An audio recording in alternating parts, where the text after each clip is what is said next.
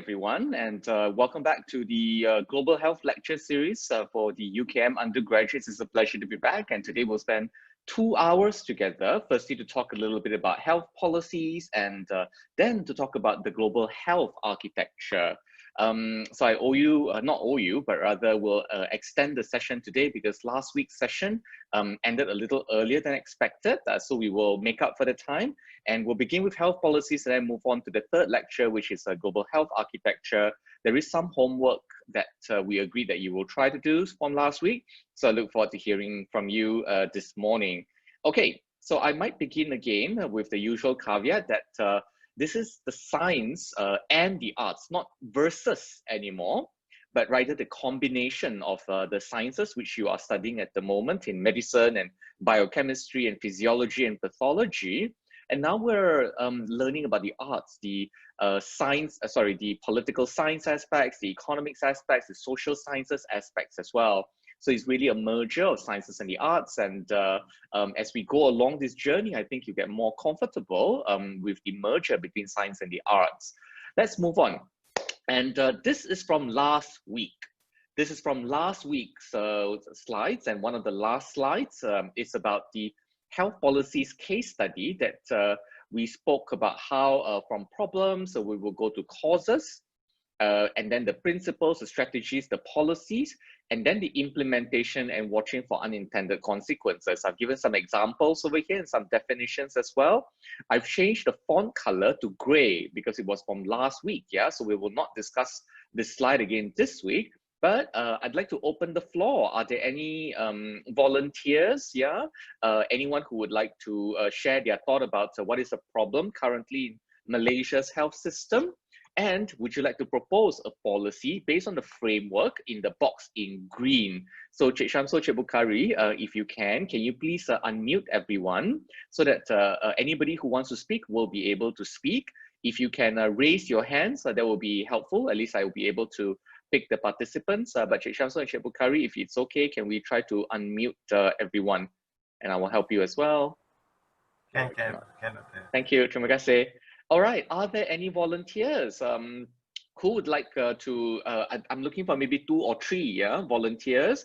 And remember what I said last week, I think this is a great chance to share your thoughts and also a very safe situation for you to learn and also make mistakes so that when you're in a decision-making capacity, you'll feel more comfortable. So I'm looking for 2 or 3 volunteers.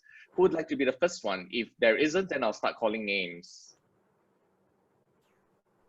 There's a raised hand in Marjorie. Marjorie, go ahead. You're our first volunteer. Let us listen to you. Good morning, everyone. Thank you, Dr. Kaur. I hope that I'm audible. Yes, you are. Okay. So the principle that I had is the ideal doctor-to-patient ratio is 1 to 400 for Malaysia in order to attain the great aspiration of becoming a developed nation. So that is the statement that I have. And for strategies, expectation-wise, waiting period for placements are reduced with a potential, permanent, and sustainable job.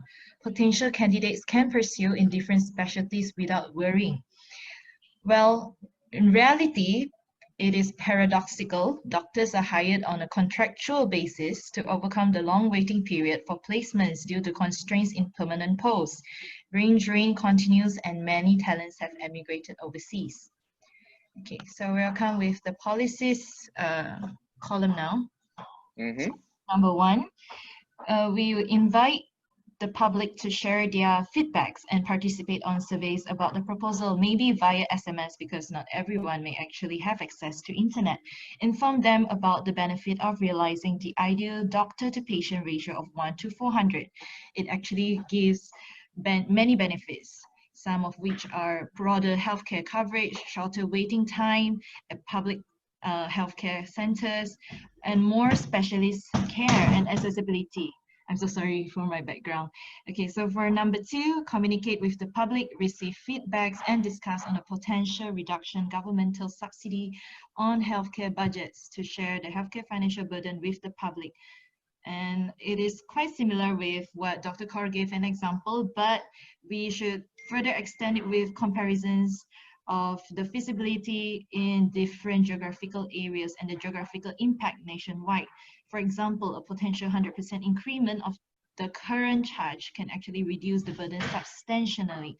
And for the third one, allocate funds to increase the number of healthcare facilities, particularly tertiary centers, for an improved healthcare coverage and to assure sufficient placements for graduates to be.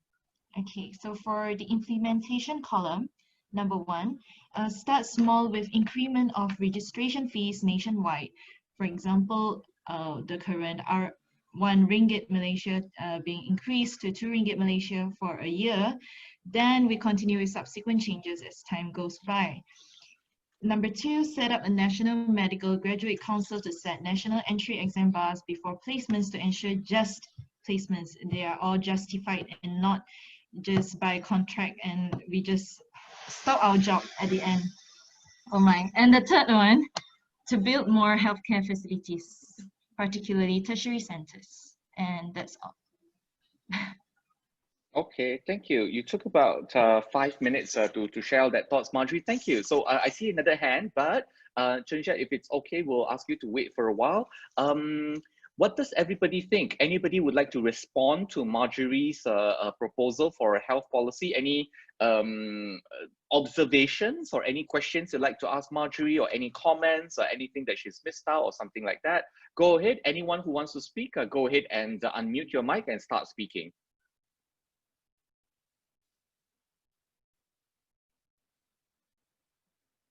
Go ahead, everyone. You know, Zoom sessions are a little difficult because we can't see each other. So I'll need you to, if it's okay with you, please be more active in the conversation, yeah? So any thoughts or questions to Marjorie, or any comments about the policies that she's proposed? Good morning, Dr. Kaur. Morning, Monica Mange. So to Marjorie, I have a question to Marjorie. Hi. Hi. So my question is that, what do you think are the causes to the problem that you have came up with or observed? And what are the unintended consequences that you will watch by implementing such policies? The causes as to the realistic strategies that the government has come up with, or the expected strategy that I am proposing?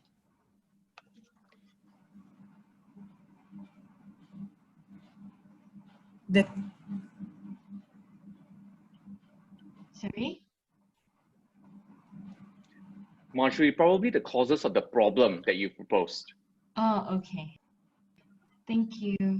So the cause as to the principle that I proposed is to actually ensure a proper healthcare coverage, and I say a fair healthcare coverage that everyone can actually access. And right now, as to the latest data, I see about 1 to 600 plus as of 2017, and we are still quite far, but we did make a huge progress from the 90s and until now in the 21st century. And I think that would be the main cause, is for the better good of the whole of Malaysia. And the subsequent consequences, I would say that there are pros and cons, definitely. It might be a financial burden to a small proportion or a small proportion of the Malaysian population that may actually find that the fee would be a little bit too expensive, and people will start to go away from seeking healthcare at the end of the day. I mean, that still happens now in this era. And many people would actually, I mean, us as practitioners, we might actually get scared, and we don't want to sit for the national exam and may opt for another option to pursue our career. that may not be happening within Malaysia, and maybe they will seek somewhere else and then go somewhere else. And for the healthcare facilities wise, I think it might be also a financial burden to the government, because we tend to change our government after every election. So we are not sure if it is sustainable or it can be continued by the subsequent governments to come if there is a change on it. Thank you, Marjorie, and thank you, Manika Mangay, for your question. Anyone else with any thoughts or comments? Otherwise, I will share some thoughts. Nurin, I think you wanted to speak, maybe? Nurin Sufiah Nazri? Go ahead, Nurin. No, Doctor, I would like to propose my idea, but I'm not going to comment on her presentation. Okay, then we'll come back to you, Nurin, okay? Thank you. Okay. All right, so everyone, this is what I think about Marjorie's proposed policy. Marjorie, thanks for going first, yeah? I think you really set the standard quite high. Marjorie, I like the comments that you proposed, and I agree with all of them. There could be different ways, or say slightly more focused ways that you can propose these policies as follows, yeah? The first one, the first observation I'll make is that the very first sentence you made, Marjorie, is Malaysia's ideal doctor-patient ratio is 1 to 400. That's the very first sentence you said. However, the rest of the sentences are not directly addressing that issue of 1 to 400. For example, you know, I again agree with you. We should have public feedback. We should have geographical distribution. We should allocate funds for healthcare facilities. We should start small with a registration fee of 1 ringgit going up to 2 ringgit. I agree to all that. But if your first sentence is the doctor-patient is 1 to 400, then all your policies needs to attack that one problem. Then subsequently, in response to Manika Mangay, Marjorie, you then responded by saying that the issue is one of healthcare access. I agree that there is a problem. Perhaps my only suggestion for you and for everyone else is to dramatically narrow down the problem. Because if not, you will be forced to defend a very large problem, like how do you solve for world peace or world hunger or increasing healthcare access? All these things are very large problems, and we may need to break it down into bite-sized pieces that you control. So if it's 1 to 400 that you want to address, then here's one policy to address 1 to 400. If it's healthcare access, then break it down as to Manika Mangay's question. One of the problems with healthcare access is lack of fair distribution of doctors in Malaysia. Sabah and Sarawak have got many fewer doctors compared to Klang Valley. And that's the problem I want to address, the lack of geographical fairness in the distribution of doctors in Malaysia. Pin down the problem and then propose the causes, the principles, strategies, policies, and so on. Otherwise, all our health policies will become, in a way, a laundry list, right? And it's just a set of solutions because you're trying to solve everything at the same time. So I agree with everything you say, Marjorie. My suggestion for you and for everyone else is make it much more narrow, especially because time is quite limited and we're reduced to solving one problem at a time, okay? Thank you, Marjorie. Nurin, if it's okay with you, I will move on to Zheng Jiet first because I think Zheng Jiet raised the hand first, and then we'll go on to Nurin, and then we'll end this particular chapter, which is a case study of health policies, all right? So Zheng Jiet, if it's okay with you, I'm gonna put you a bit under pressure. Maybe in 3 to 5 minutes, tell us a specific problem, and then the cause, principles, strategies, policies, and your implementation plan in 3 to 5 minutes. So very sorry for this short time pressure. Zheng Jiet, go ahead, we are listening. Good morning, Dr. Koh. Am I audible from my side? Yes. All right, thank you, Dr. Koh. So I think my one is compared to Major is quite my one is very simple and straightforward. So my first one, the principle is the government must impose the standardization of consultation fees among doctors from private and government sectors. So the strategy includes like I would say a 10-year plan. So including the collection of feedbacks from general public. So to survey on the difference in fees, and then we need to have like a establishment of a special workforce consisting of the representative from Ministry of Health, MOH, and also representative from both private and also government sectors. For instance, from the various association we currently have in Malaysia. And then next, move on to the policy. I would like to tackle two major issues. So the first one is definitely to address. The issue of overcrowding of private clinics in urban areas. Because as you can see, they are much more lesser. Because we say the private clinics are much more like profit driven. So most of the clinics are actually located in the urban area, while they are lesser in the kawasan pedalaman, like the kampung area. So, and then the second one is to actually come up with a law to ensure fair competition among private clinic practitioners while delivering quality service. Whilst they might be like, let's say in Klang Valley region, where we have abundance of private clinics in a certain area. So in order to attract customer or to attract patients, they might have to lower the price at the same time compromising the quality of the service. And then, so my implementation is to actually to draft up with a fee structure for nationwide implementation. But we also need to take into consideration of the disparities between the East and West Malaysia, and also the accessibility to the healthcare service. So eventually, you might have to gazette different fee schedule for one for East Malaysia and also one for West Malaysia. So that's all from me. Thank you. Thank you, Zheng Jie. Anyone? Let's start again with any questions or any thoughts or comments from anyone. Go ahead. We are listening.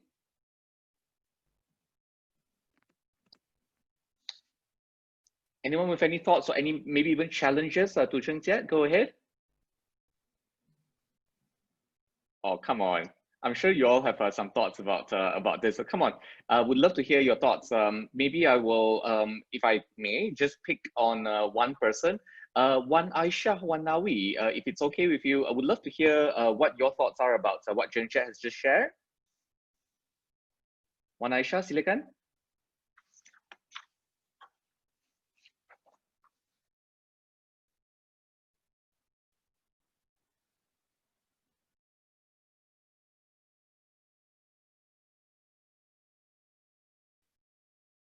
Wan Aisyah, I'm going to unmute you, but I think you have to unmute yourself as well. Are you able to speak?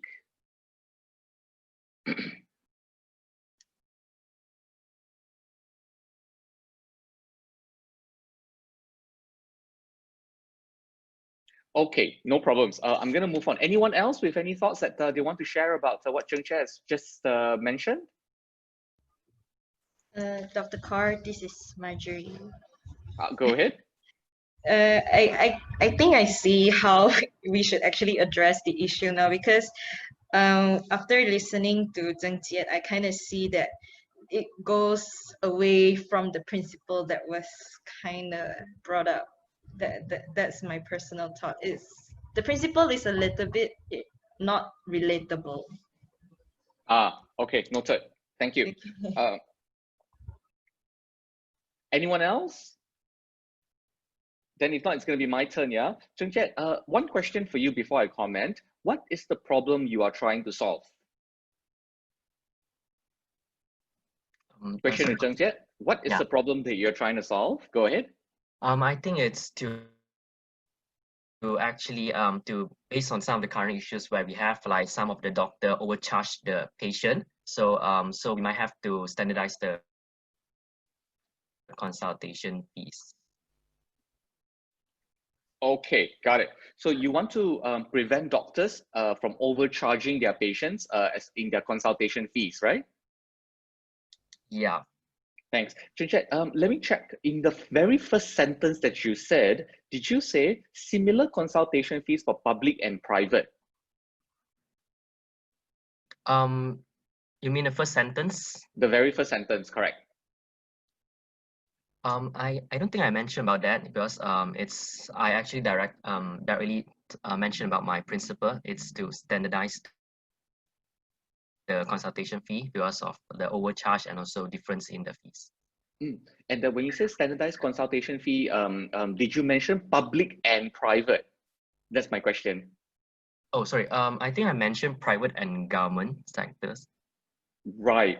Okay. Zheng Jie, allow me to share the following thoughts with you, yeah, and with everyone else as well. I thought that was a very good problem to identify. The problem to identify. What is the problem? I actually thought that identifying the problems would have been quite easy, but let me give a very one small example of how do you crystallize the problem into very few words. The problem that Zheng Jie is trying to address is inconsistent fees being charged by the private sector, meaning private sector doctors are charging fees inconsistently, sometimes very high, sometimes very low. That is the crystallization of the problem that Zheng Jie has tried to identify. He's identified the right problem, and the set of solutions is also right. There would be some unintended consequences at the end of it. So I'll ask Zheng Jie the question, what are the unintended consequences of your policies, yeah, to try to standardize the fees?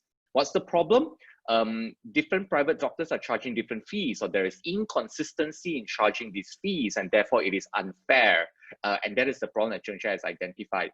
Zheng Jie, allow me to share the following thoughts. Yeah, this is to strengthen the case, the policy proposal for you and also for everyone else. Yeah, Zheng Jie, allow me.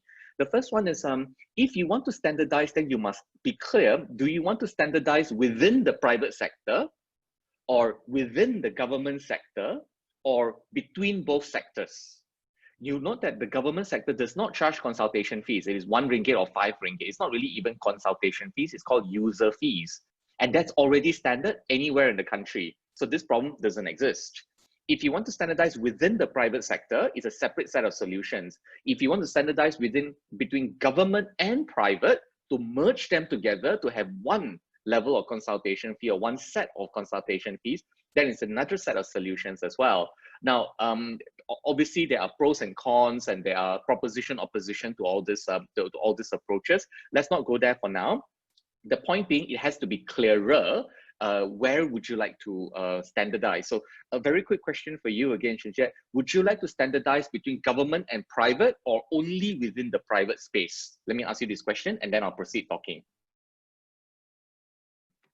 I would say private, among the private sectors. Noted. Then thank you, Zheng Jie. So then everything that you say or everything that you write, not only Zheng Jie but everyone else, will only focus on private. So you don't talk about government, you don't talk about public and government, you just ignore all of that. You can write a statement that says that this policy memo or my speech today is only about the private sector and not about ABC. And then you put the caveat aside, you start talking about the private sector only. Zheng Jie, I like everything that you said. If you want to be standardizing the fees in the private sector, it can begin with a problem. Mr. Prime Minister, the problem today is that doctors in the private sector are inconsistently charging fees for their patients. And this is caused by a lack of a law that specifies the fee schedule for private general practitioners, for example, rather than private specialists, if that's the narrow field that you want to talk about. And I would like to propose a set of solutions for this. The principles of this is to maintain health equity and justice while allowing for the private sector to have some flexibility in determining their fee structure. I have a 10-year strategy which I will propose, and that includes 3 specific ideas. Number 1, we would like to do a survey. Number 2, we would like to do a consultation between public and private. And number 3, we may have to gazette the fee structure, taking into account urban, rural, and peninsular Borneo differences. These are the 3 planks of my strategy. These are the 3 policies in my 10-year strategy. And my implementation is ABC. And finally, I'm aware of 3 possible unintended consequences, which I would like to talk to you about right now.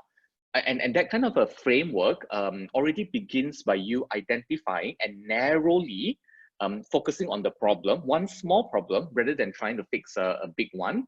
And it's a nice balance between feasibility as well as, say, the importance of the problem. Zheng Jie, I thought that was a very good problem you identified, also a very good set of solutions. I'm encouraging you to narrow it down, be very clear about what you're talking about.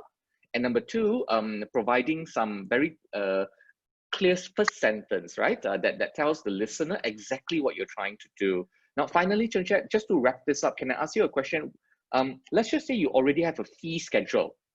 It's very difficult, but after 5 years, you got the private sector general practitioners, GP, primary care clinics only. We're not talking about specialists. It is only about primary care GP specialists or GPs only, no specialists, only GPs, only private sector. That is the narrow group of doctors that we're talking about. Chun Chet, what are the unintended consequences when you have a fee schedule for GPs only? On one hand, I can see the good. You don't have to tell me about the good. People can predict their prices, they can control healthcare costs, we can ensure justice and equity. I can see the good. What are the unintended consequences, Chun Chet, if you gazette a fee schedule only for GPs in Malaysia? Go ahead, I'm listening. Good morning, Dr. Koh. So for me, I think the first thing that actually comes to my mind is it's a bit hard for the private sector, the doctors, to ensure to make sure they have enough profit to sustain their business. I would use the word business, because like you might have like doctor, let's say from the Klang Valley regions, and then compared to those in the East Malaysia, maybe some rural areas. So like the rental fees and also everything is different. So it's definitely higher or more expensive in the in Klang Valley.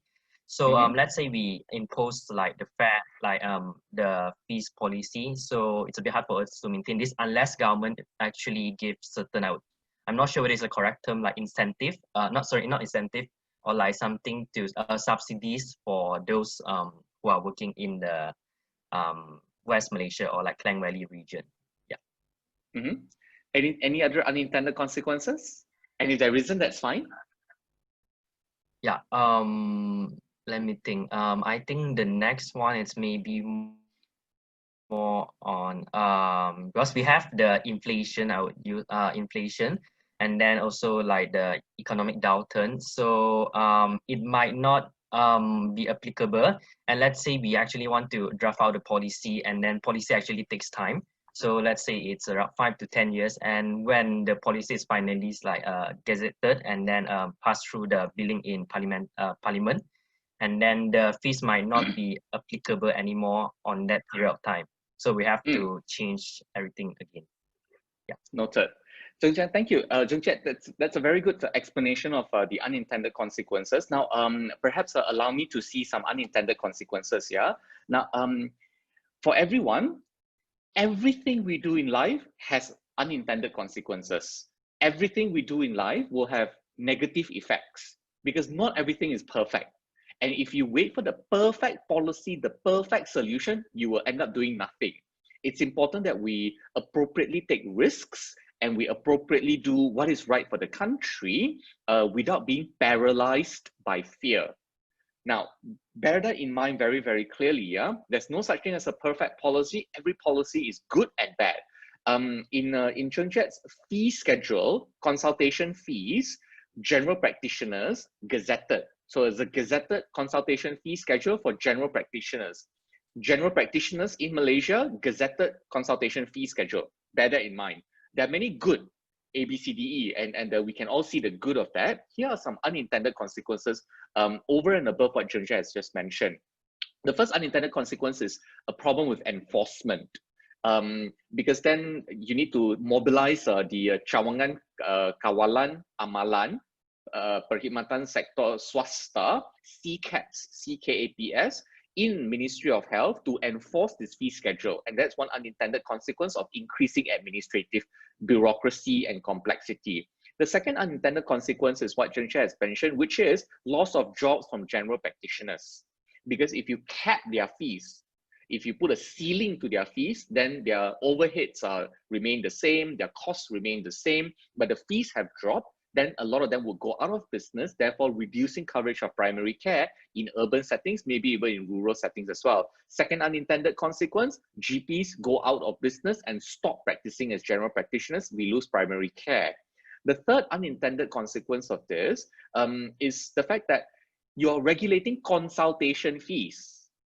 Therefore, the GPs might find a way to cut corners. Instead of a 10-minute consultation, which is already very short, to make up for money, to make up the lost income, they will cut the consultation time to 5 minutes so they can see twice the number of patients so that they can keep their income.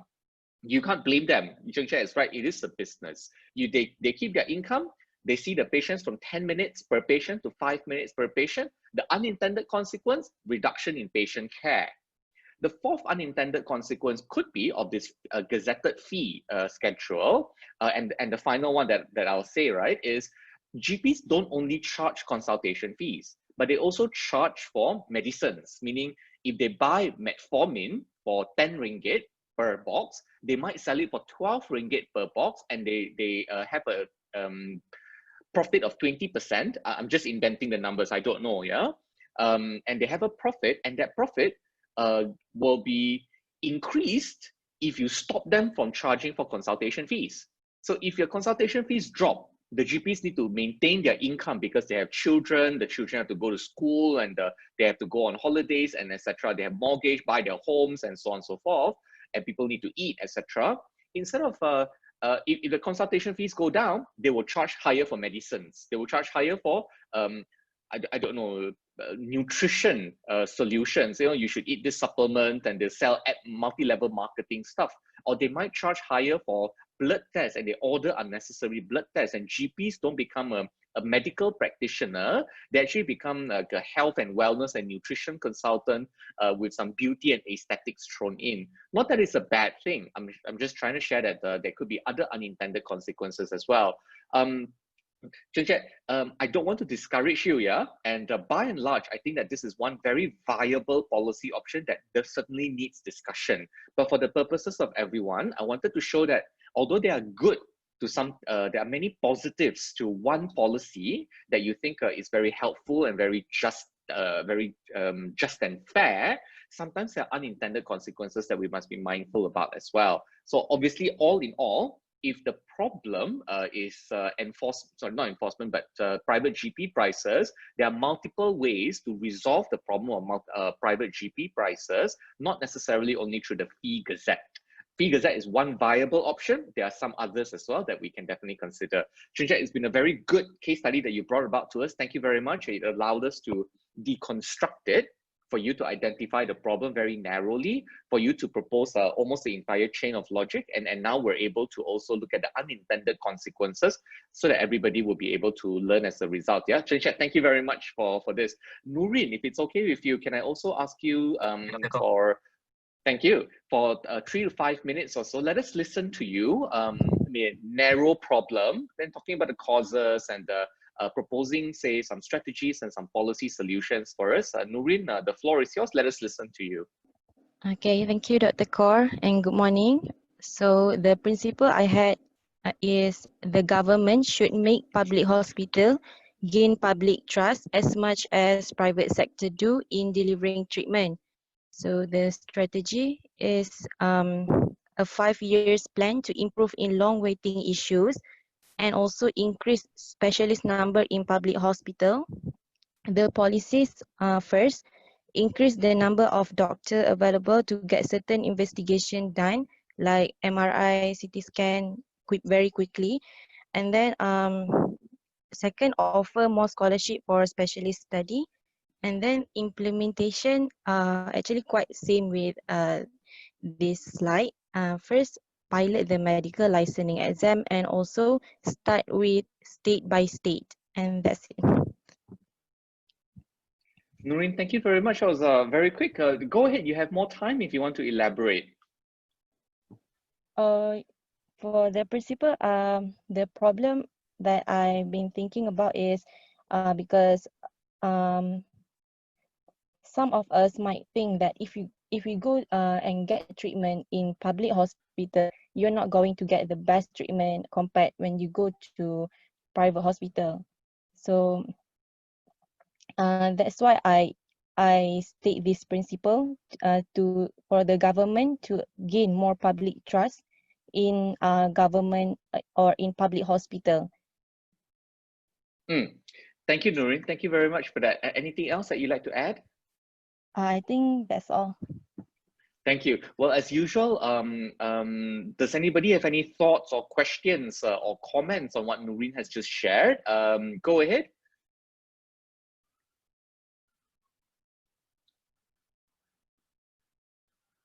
Anyone else? Anyone with thoughts or questions about what Noreen has just shared?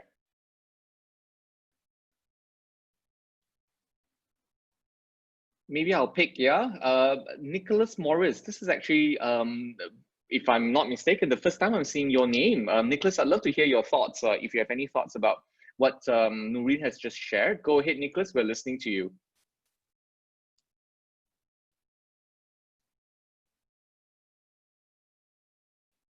Nicholas, I'm going to unmute you right now.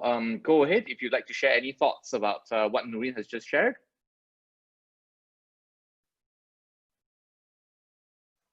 All right, so maybe Nicholas is not here. Noreen, can I ask you maybe a few questions? Yeah, the first one is Yes. to ask you about the problem, right? So, sorry, before that, maybe Rasika Shankar. I see that you've raised your hand, Rasika. So go ahead. I'd like to hear your thoughts.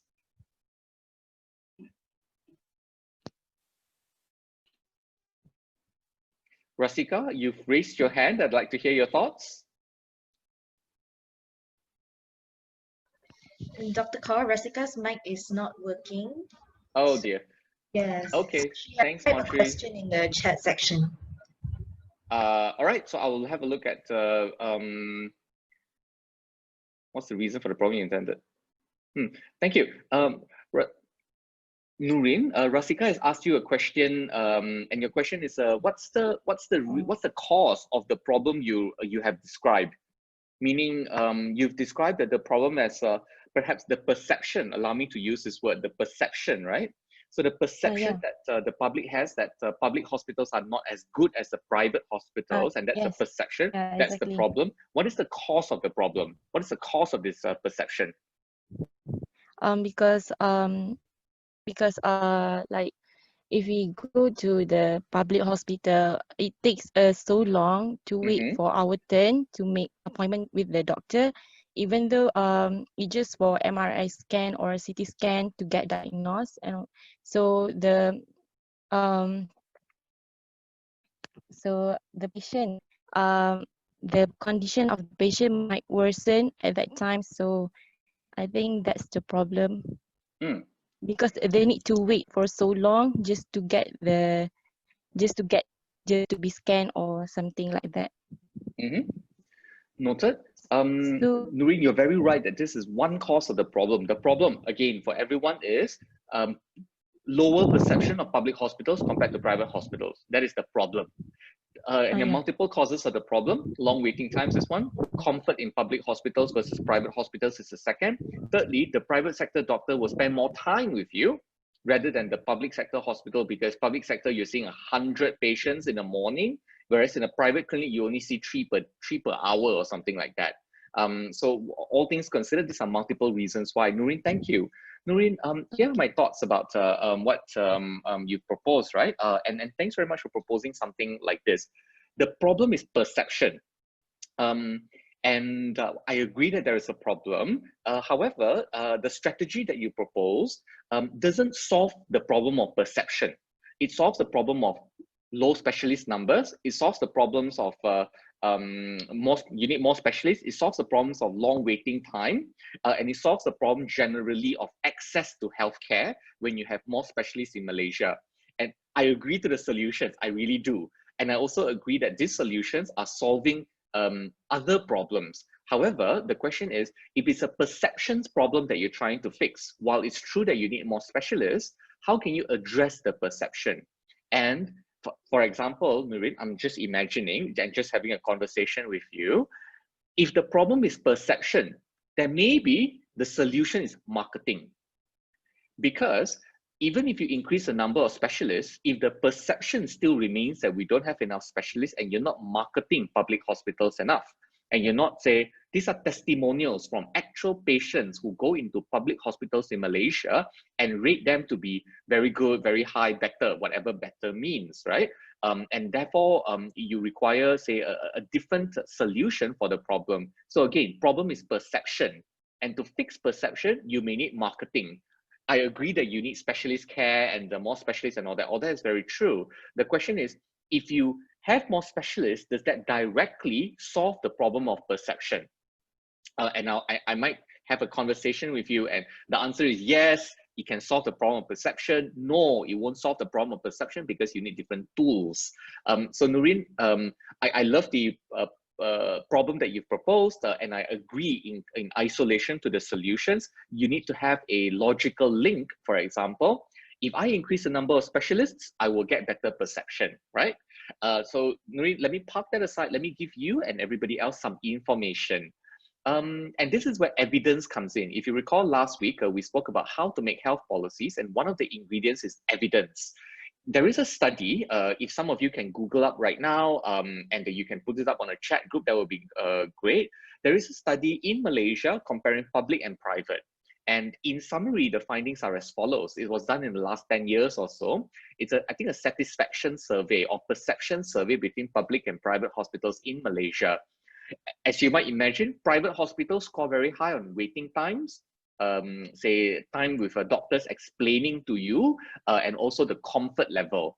But public hospitals scores very high in terms of cost, meaning the cost is very low. Public hospitals also score very high because there is trust in the outcomes, which is the third thing. So cost, trust, and outcomes are better in public hospitals versus the private hospitals. So private hospitals, comfort, convenience, and time. Public hospitals, cost, trust, and outcome. I'm giving a hyper summary. Obviously, it's a 20-page research. I'm summarizing it for you in 6 words, right? But the point I'm making and the information I'm providing to you, the evidence I'm providing to you and to Noreen and to everyone else is the perception of public versus private in Malaysia is not a huge disparity. And sometimes if you want to fix perception, sometimes you may need to market the public sector better.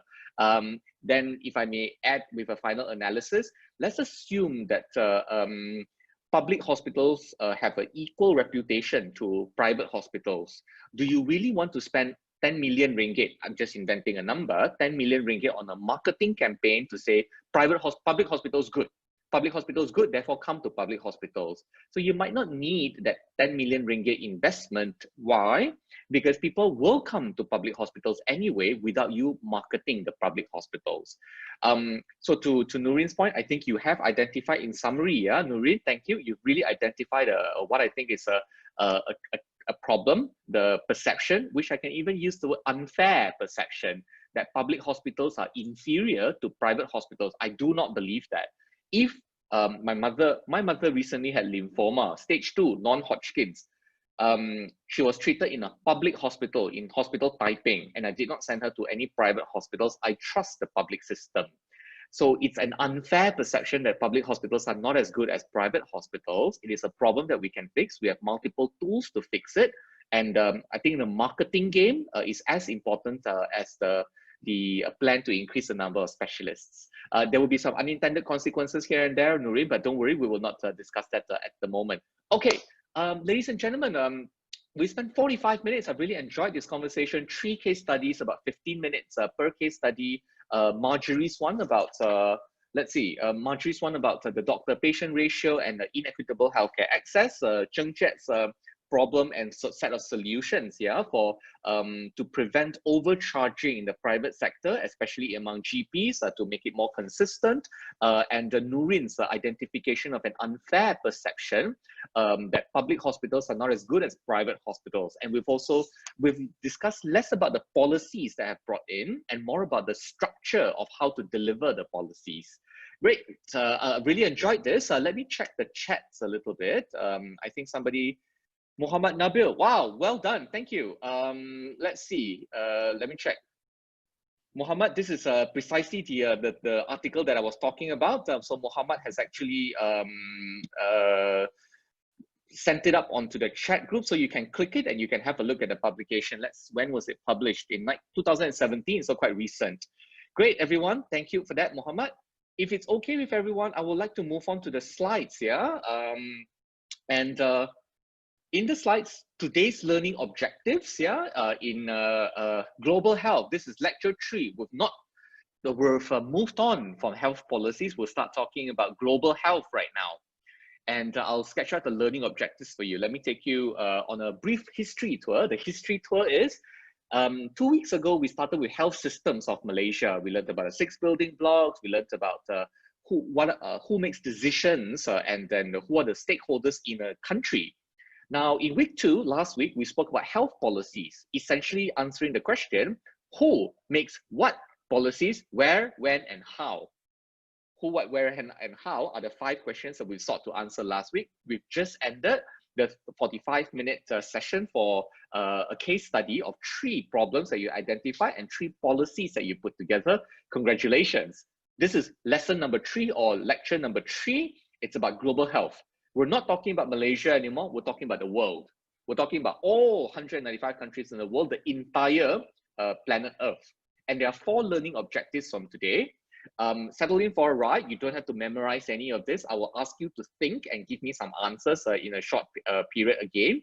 But these are the 4 learning objectives. Firstly, to learn about the landscape of global health actors, meaning who are the players, what are their names, where do they sit, what are their headquarters, and so on. After the landscape, I'll give you the history. It's intentional. It is not history first and then the landscape. I want you to see the landscape first, and then I'll tell you the story of how we got to this landscape today. And after you see the landscape, then you learn about how we got to the landscape today. We'll start talking about the interactions between these actors in the landscape today. Therefore, to learn this, the pedagogy is the word that means how you learn, is for me not to give you raw data, because I have a lot of raw data. I can quote hundreds of names for you and terms and so on, but all that is not useful. You need to learn a framework. The world is a very large and confusing place, especially in global health. And if you learn a framework, you will remember the framework and you can fill in the blanks. And there is that framework I want to give you. I don't want to give you the blanks. I want to give you the framework. So the learning objective is to learn who are the players, the actors, the Gates Foundation, World Health Organizations today. Then I'll tell you about the history of how we got to today. Then we'll learn how these actors interact with each other, and we'll learn this by using frameworks. As usual, we will go through a quiz. So please answer in the chat group. Question A, B, and answers A, B, and C. So just type in A, B, or C. First question is, how many global health actors are there? Your answers are approximately 200, approximately 500, or an infinity of it.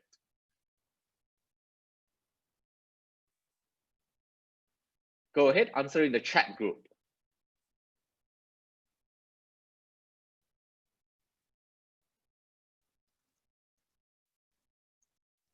For question 1, how many global health actors are there? 200, 500, or infinity, approximately? Okay, I'm going to close this right now, yeah? So only 3 or 4 of you got it right. Well, there's no real right answer. The answer is probably infinity, and I'll prove it to you shortly, okay? Let's answer the second question. In your subjective opinion, who is the most powerful global health actor? There are many, and I've just given 3 examples. Is it the government of any country? Let's just say the United States. I'm just talking on average here. Is it the government? Is it the United Nations? Or is it the private sector? Or in this case, private companies? So for question 2, please type your answer in the chat group. This is subjective, and you can never really measure power. It is not some Isaac Newton thing that you can measure power, kilowatts per hour, or force equals mass times acceleration, F is ma sort of thing. You can never measure power. Okay, so let me give you my preliminary answer, and the answer is private companies, and I'll prove that to you shortly as well. Yeah, and this is subjective. In green is my subjective answer. We can all have different opinions. Okay, now third question for you is, in your role playing, every time I give you a question, the third question is always role playing. Role playing because I want you to think that one day you might play this role. If you are Secretary General of the United Nations, Antonio Gutierrez is his name right now. So far, we've not had many Secretaries General of the United Nations from Asia, not too many. In fact, none from Southeast Asia. So as a Secretary General of the United Nations, what will you focus on? Question number 3, will you focus on poverty? Will you focus on education? Will you focus on health?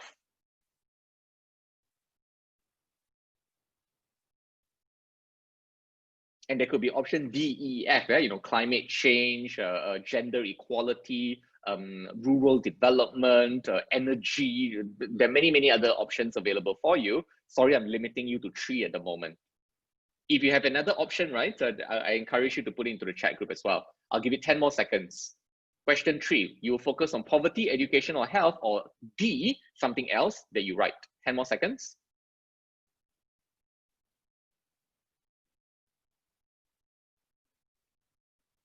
Nabil, thank you again for finding the study that I mentioned.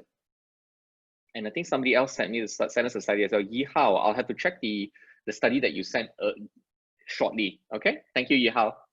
Okay, great. So we've got most of the answers in, and I did not put an answer for question number 3 because I think many things are very important. But as a guide to what the priorities of the United Nations are, have a look at the Sustainable Development Goals, SDGs. SDGs has 17 goals. The top 3 are very easy to remember. It's poverty, hunger, health. Poverty, hunger, health is the first top 3 SDGs in that order.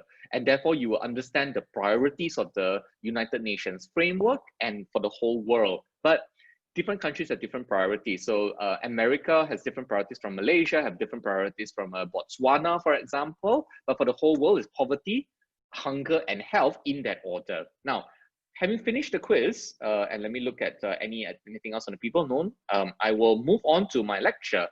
We'll begin with definitions. Remember, the landscape first, then the history, and then the interactions. And I'll try to finish, say, in 30 minutes or so. We'll finish at 11:30, and we might take a short break somewhere in between. At 11:15 or so, we'll take a 2-3 minute break so you can stand up and stretch, and then we'll proceed to go until the 12 o'clock. So I'll do a few slides. We'll take a short break at 11:15. You should all stand up and stretch if you can. Sedentary lifestyles are one of the greatest public health threats. So if you can stand up and stretch, I unfortunately have to sit down because I'm delivering this lecture to you. But if you can stand up and stretch, I think it's healthier for you. We'll proceed. In the next 30 minutes, I'll take you through a bit of a journey, then we'll do the Q&A. We'll begin with definitions. These are not exhaustive definitions. Just want to give a sense. What is public health? Then international health, then global health. We start with public, which is the health of the population of one country, full stop. Many other definitions of what public health is, I will not go into detail. And you will learn this in your JKM posting or community medicine postings. I look forward to you telling me your stories about the public health lectures that you will receive from our excellent lectures in JKM. So go ahead and learn public health from the experts in JKM. Public health, for the purposes of this lecture, is the health of a population of one country. International health is the health of populations of 2 or more countries. And what's the difference between international and global? ASEAN can be considered international because it's inter-nations. Inter is between, right? So it's inter-nations. Health of a population of 2 or more countries is considered international. Global means all the countries in the world. If you have ASEAN, that is you can call that regional health, that is fine. If it's ASEAN plus Japan plus Korea plus China, ASEAN plus 3, that can be considered international health as well. What is the definition of a region? Nobody will be able to tell you. It is a definite, some people may disagree. Is Southeast Asia a region? Is Asia Pacific a region? Is Asia a continent or a region? To me, those differences are trivial. They're not important to me, and I don't care. I don't care because structurally, you can make the region big or you can make the region small. The size of the region affects the effectiveness. I am very interested in the effectiveness of the interactions between countries, not about the size of the countries. If you have more countries and you're more effective, I will go for that. If you have fewer countries and you're more effective, I will go for that as well. My principle, to Marjorie's earlier question of what is a principle, and I'll start talking about my principles a lot. My first, many of my principles begin with effectiveness and efficiency. So let's not get stuck about the size of a region or what is international and what is global, but let's focus our attention on what is effective and what is efficient. So coming back to the definitions a little bit, ladies and gentlemen, is international is 2 or more countries, global is all the countries in the world. That's it. That's a very academic difference between international and global. I'll give you one final definition before we move on. What is a global health actor or a global health player? You've heard me use the word as well. So it's an actor, a global health player, a global health entity, a global health organization, a global health team, a global health group, a global health foundation, a global health university. The legal term, right? Do you call yourself an entity, a foundation, organization, a company, a charity, and so on? Doesn't matter to me. If you call yourself a dictionary term, are you an actor, a player, a stakeholder, right? Also doesn't matter to me. There are many people who study these terms and they say, oh, we shouldn't use the word player, for example, because it implies that global health is a game. I agree. So I will not use the word player, but some people still do, right? So I'm giving you the entire list of all possible names. The point I'm making is, let's not get stuck on the definitions. Meaning you can register yourself as a company in country A, but you register yourself as a foundation in country B because different countries have different legal systems. And you call yourself a foundation here, but a company there. To me, again, it doesn't matter. Any organization or entity can be called an actor in global health. It doesn't matter to me if it's public or private or charitable or other, because we have emerging entities like social enterprises or not-for-profit corporations, or a B Corp, the letter B, yeah, B Corporation in America, are different ways to organize society and the economy right now. I am indifferent, I'm neutral, I'm agnostic to the different terms. The point I'm making is any organization or entity or foundation or company or so on, public, private, charitable or other, or B Corp or social enterprise or not-for-profit, as long as you develop or implement or fund or influence or all of the above health policies or outcomes in any part of the world, I will consider you a global health actor. Therefore, the definition of what is a global health actor is endless. And I'm giving you the widest possible definition. You will find in your readings what is considered a global health actor to be an area of debate. Many people will argue for 6 hours to tell you that you should use the word actor instead of stakeholder. And then they debate another 6 hours to tell you, oh, actually, if you're public sector, you're considered an actor, but if you're international or multilateral, you're not considered an actor. And another 6 hours, oh, an actor only implements but does not fund. You know, all these debates are in my mind, not useful debates. They're not useful because global health actors are very large, and we should really focus on the effectiveness and the delivery of programs, yeah, whether or not you actually have an impact, rather than what are the different definitional differences. So with that in mind, I would like to move to the next slide. And in the next slide are the question, who are the global health actors? Over to you. The slide is intentionally blank for now. I would like you to go into the chat group, and I would like you to answer the question, who are the global health actors? You can give me two types of answers. The first type of answer is to give me a specific entity, like the World Health Organization headquartered in Geneva, Switzerland. The second type of answer is universities. I prefer the first type, for example, not the second type, unless you can be more specific, because universities could mean many different things, and often they teach things that are completely not related to health, for example. So in the chat group, I would like you to answer the question, who are the global health actors? Go ahead, ladies and gentlemen, type your answers in the chat group. The question is, who are the global health actors, or who are global health actors? Go ahead, in the chat group, please type your answers. Who are the global health actors? I will wait about 1 minute. I see no answers in the chat group. So any answers are acceptable, yeah? So there's really no right and wrong. It's an endless piece. Excellent. Pharmacy companies, large MNCs. Good, go on. Keep going.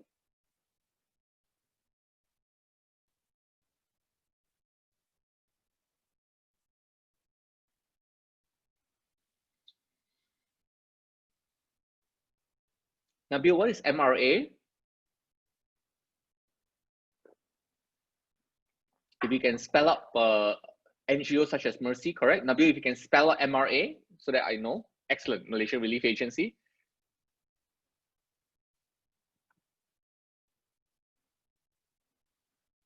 Go ahead, everyone.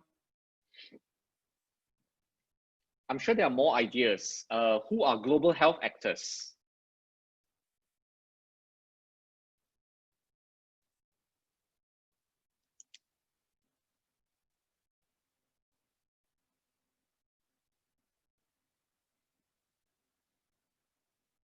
Doctors Without Borders is a great one, correct? They're considered NGO. Okay, more answers, please, in the chat group. I would like to hear at least everyone providing one answer, please. Everyone providing one answer at least. Minimum one answer per person. Go ahead. I'll wait another 1 minute.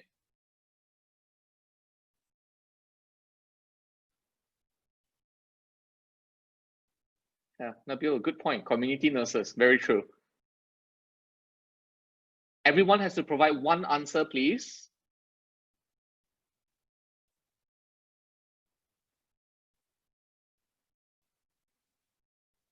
Just looking.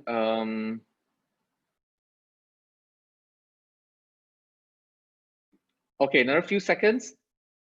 I would like everyone to provide one answer at least.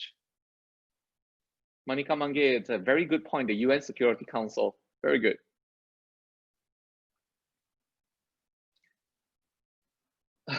No, Mahira, all communities. Well, you know, you're not wrong. You're very right. If you can think about that for a second, Mahira, specifically who inside communities? You're very right about citizens, you know. Okay, I'm going to close. You can continue writing your answers in the chat group. I will focus on my slides again, yeah? Now, you've given a great list of global health actors.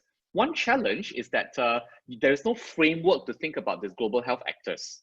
And I would like to propose that we need a framework. More than the list, just a random list, right? So without a structure, without a format, without a framework to think, then it's very difficult for us to imagine who are the global health actors. So all of you have got it right. Shamila's added UNICEF as the last answer. Let me propose a framework for you, like this. And after we have this framework, only then can we analyze the power dynamics. Remember, we're still at the landscape component. I haven't gotten to the history yet. This is possibly a framework for how to think through this. So I will show you at the moment this. Let's try to fill this up. So tell me a little bit, some of the answers that I got just now, right? Let's see where I can bring out a chat group over here.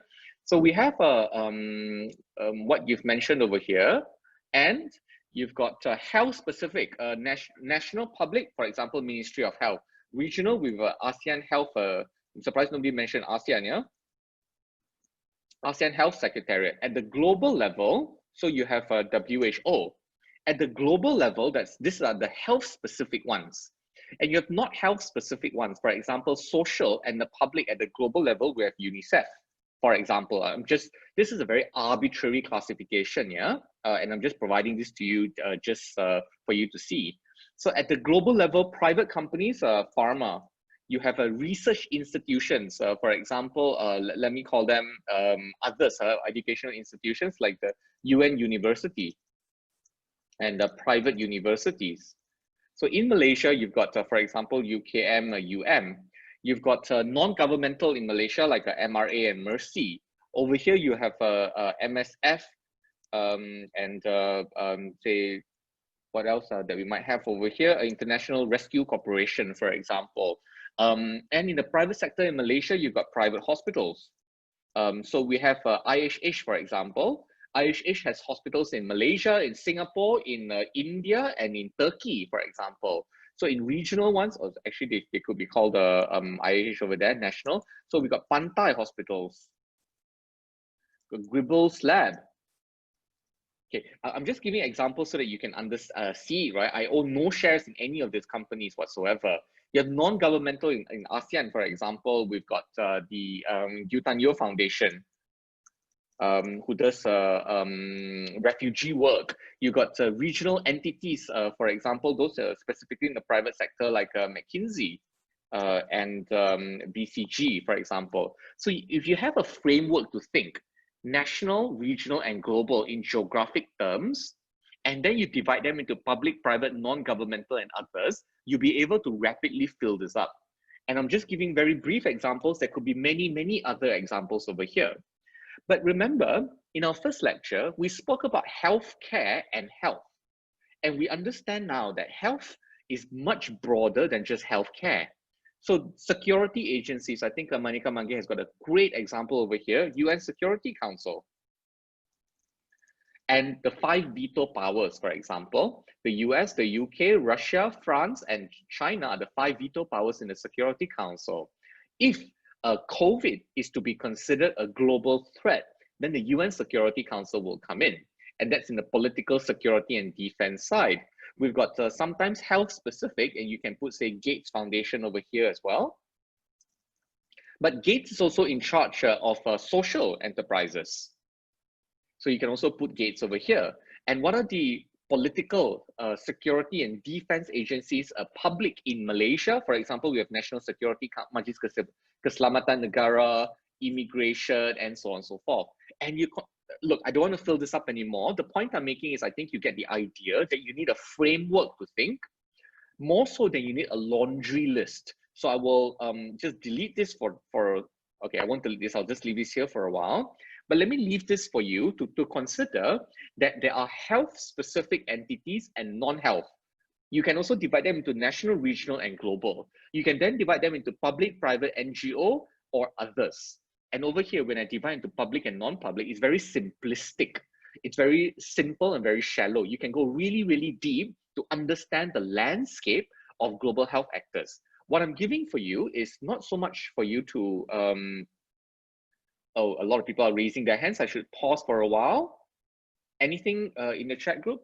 Dr. Kaur, yes. the window is not shared. This is terrible of me, and I'm going to share it right now. Okay, because so we can't really see. We don't see anything actually. Yep. Sorry for that. Let's It's see. okay. Ah, yes, thank you. Oh, okay. Sorry, everyone, and so sorry again for that one. Really should have done that very early. Okay, so hopefully I've only been speaking for just like 3 minutes or so. Okay, this is the framework that I presented to you. I'll start again, yeah? And I filled up the framework over here based on what you've, some of the information that you've provided to me. I've divided this into 3 categories, yeah? 3 levels. The first level is it health or not health specific? Here and here. And secondly, I divided this into, is it national in Malaysia, Indonesia, Thailand, or is it regional, Southeast Asia, West Africa, Latin America, or is it global, meaning the whole world? I then divided this into, is it a public institution, a private, an NGO, or others? And then I filled up this, this template given based on the information that you provided to me. The point I'm making is, don't come up with a laundry list. Whenever somebody asks you the question, so broad, so open, what is the landscape of global health, for example, or who are the actors in global health? Try not to rush into an answer. Take a minute, develop a framework for thinking, and then fill up that framework. And the framework is something that you will instinctively remember. The landscape, you can fill it up later. So I'll give another example. Say in the social, non-public, say in the regional elements, right? So ASEAN has poverty eradication.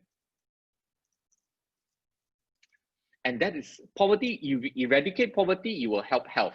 That is a very important way for us to fix health in Southeast Asia. It's not health specific. Sorry, this should be here. My apologies, for example. So economic interactions between Malaysia and Indonesia.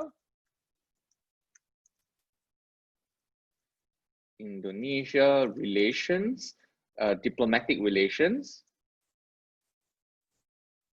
HAZE. That's an example of an economic collaboration at the regional level to solve HAZE in the public space. In the non-public space, there are Sime Darby and the IOI plantations own large amounts of land in Indonesia, although they are listed in Malaysia and in Singapore. So they are non-public, as in their private sector, and they're operating at the regional level. They're not specifically in health, but their actions would definitely impact the way the HAZE situation is being managed, right? So these are the actors in health. And I'm giving you a framework.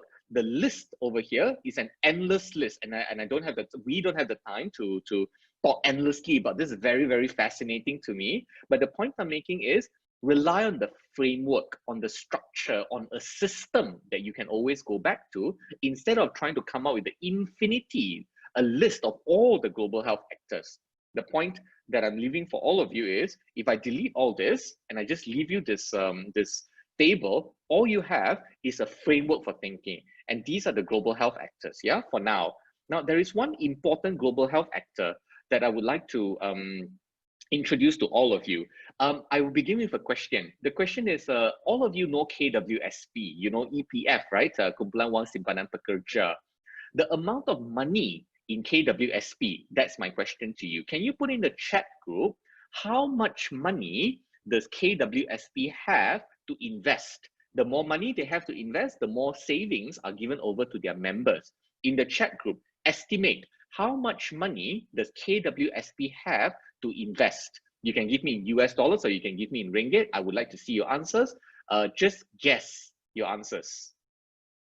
The question is, how much money does EPF have to invest? Go ahead and answer the question in the chat group. And try not to Google. I just want you to guess. 3 billion. All right, that's the first answer. How much money does EPF have to invest is my question.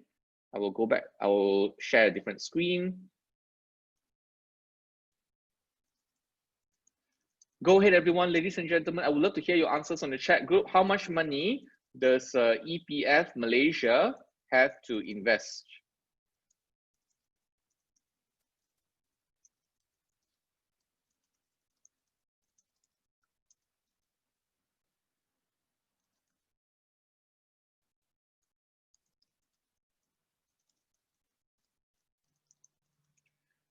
Go ahead, ladies and gentlemen. I would like to hear your answers, please.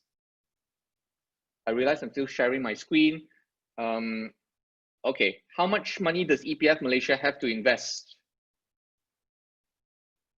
3 billion, 5 billion, and so on and so forth. Okay, the answer is USD 250 billion, or approximately RM 1 trillion ringgit to invest. That is how much money the EPF Malaysia has to invest. Yeah, it's approximate. You know, it goes up and down depending on the stock market. How many legal instruments do they have? The bond instruments do they have, and so on and so forth.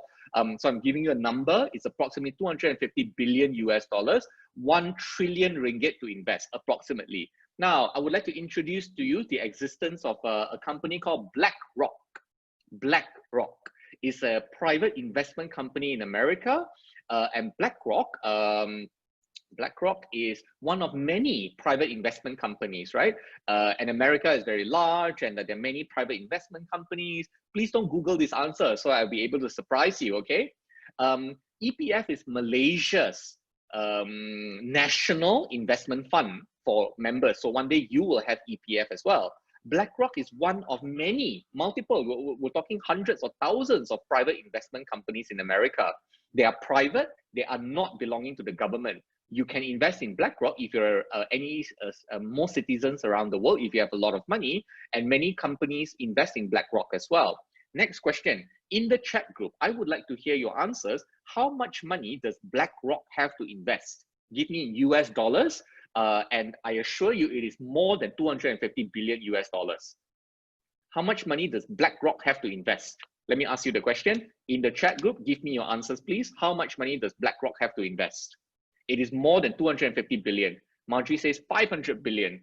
That's twice the amount of EPF. Remember, EPF is Malaysia's government funding. BlackRock is one of thousands of private companies. It is big. IFA, of course, is more than 250 billion, IFA. I'd love to hear your guess. Ting Yun says 10 trill, Manika Mange 300 bill, Nuri 400 bill, 3 trillion, 1 trillion. I'll give you the answer right now, USD 7.5 trillion. Does that surprise you? It should. It should, because one company, BlackRock, just one company, have 7.5 trillion US dollars to invest. And if you make a small investment decision in BlackRock that gives money to McDonald's or fast food like Burger King and Wendy's and so on, or gives money to tobacco like Marlboro and Dunhill and Benson and Hedges and so on, or gives money to companies that produce a lot of air pollution, or companies that engage in unsafe labor practices, or companies that induce a lot of mining activities, especially very dirty coal mining, even just 1% of 7.5 trillion US dollars is 75 billion US dollars. Even just 1% of it is 75 billion US dollars worth of investment. That number should stagger you, because BlackRock is one company among many companies. It is the top 3. This is true. Therefore, if you go to this slide over here to look at who are the global health actors, one huge actor is actually private banks, private equity, private finance, private investment, private money. And these large amounts of money shape the way global health goes, the direction, the speed of global health and so on, because they engage in various activities. Imagine if you have 7.5 trillion US dollars to invest, you can really have a lot of impact about health. Now, with that thought, I leave you. Let us take a 2-minute break and we'll come back at 11:20 a.m. and we'll run through the rest of the slides. I have just very few more slides, and then we'll end at 12 o'clock, yeah? So come back at 11:20. I'll speak for another 20 minutes or so, and then we'll have questions and answers for 20 minutes, okay? All right, ladies and gentlemen, a 2-minute break. Come back 11:20, please, or 11:21 right now. Okay, thank you. 2-minute break, yeah?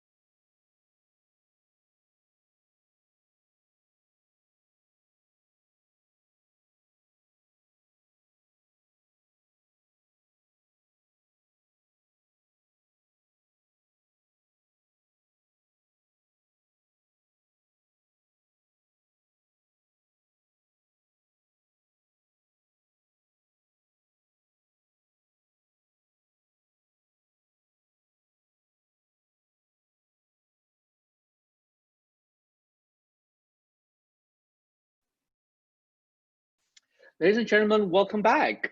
It's 11:21 a.m. I will get going. I hope you're all still surprised by BlackRock's 7.5 trillion US dollars of assets under management. And you realize now that no matter what the global health organizations do, you know, you can build hospitals and imagine if BlackRock is just one among many private investment firms. Imagine if BlackRock says, I want to invest in private hospitals. Wow, what is the Malaysian government going to do? All our doctors in the public sector will go to the private hospitals when you offer a salary of, can you really turn down a salary per month of 250,000 ringgit? I don't know, I'm just inventing.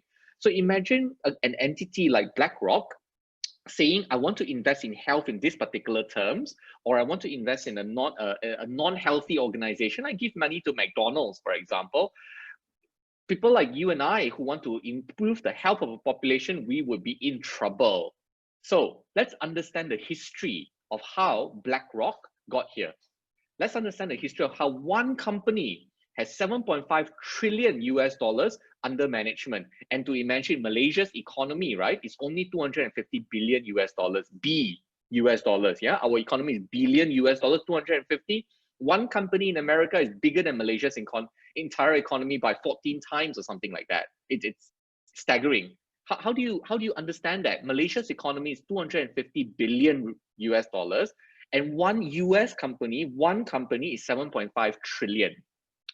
And to understand global health, you need to understand the politics, the economics, and therefore it begins with an understanding of the history of global health. I've given you already the landscape, and in that landscape, a framework to think. I don't want a laundry list. So the next time I see all of you, don't give me, here's a list. I want categories, systems, frameworks, conceptual frameworks to understand. You now have the landscape. Let me give you the history, how we got here. Then we'll talk about how they interact with each other. Here's a very fun story. You know, the history of global health began in the 18th century. It began with colonialism. The British, the Spanish, the French, and the Portuguese as they went out, right? Europe has got very different diseases compared to the tropics.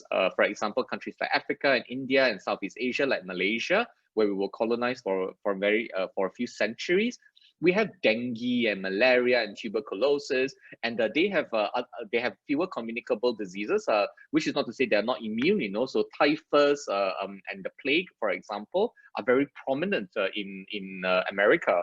In Europe. In America, you don't hear diseases like Rocky Mountain spotted fever, for example.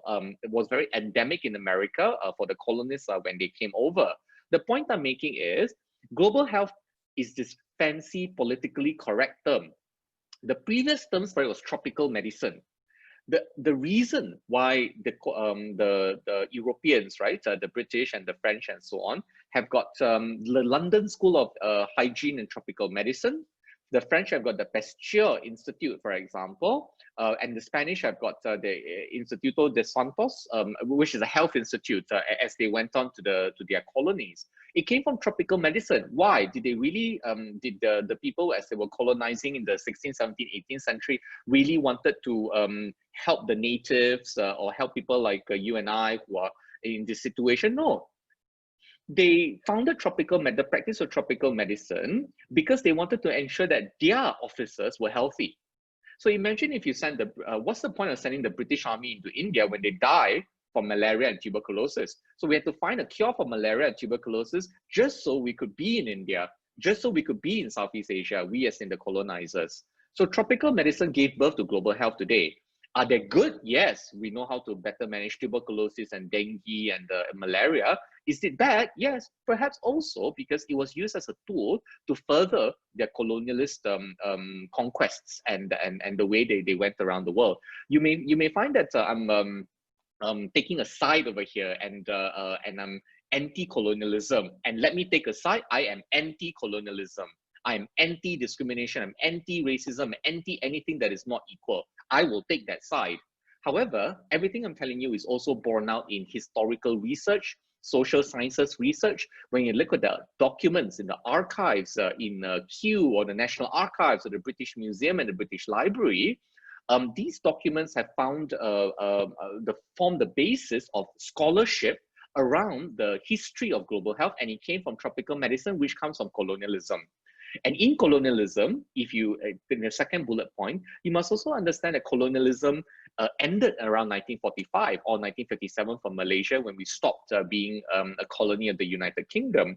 But neo-colonialism, or neo is a Greek word for new, neo-colonialism is another tool today, because for very many reasons, we still look to the West for solutions. Maybe after the time of COVID, we will no longer look to the West for solutions. In fact, we should look at countries like Taiwan or South Korea or Japan that have done a really good job in controlling COVID. So neo-colonialism is another geopolitical, historical, anthropological, sociological construct with which we can also view global health. Let's move on to the third bullet point. 1939 to 1941, we saw World War II, which gave birth to the United Nations and the European Union. The League of Nations came after the First World War. Woodrow Wilson came up with it in the First World War. And That's strange. Why is it not shared? Let me confirm that I'm sharing this. Thanks very much again, everyone, for telling me.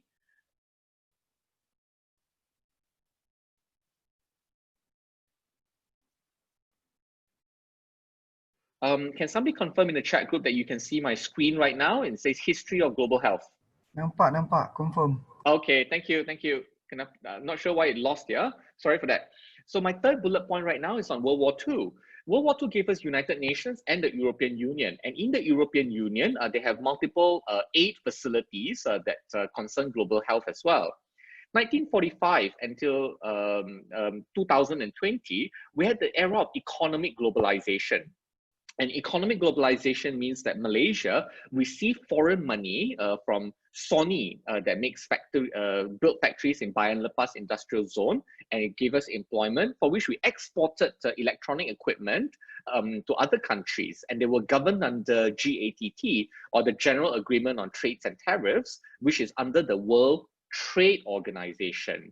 And Manika Mangge earlier had mentioned that the big pharma companies use large multinational pharmas, but any pharma companies of any size fall under the rules of a General Agreement of Trade and Tariffs, or GATT, as well. In 1991, the Soviet Union fell. And when the Soviet Union fell, it meant that the United States won. And not the United States winning in military terms or their armies won, but rather neoliberal economics won. I'm so sorry that we don't have the time to go into what is neoliberal economics. But the short answer for neoliberal economics, the short description of it is, don't trust government, trust private sector.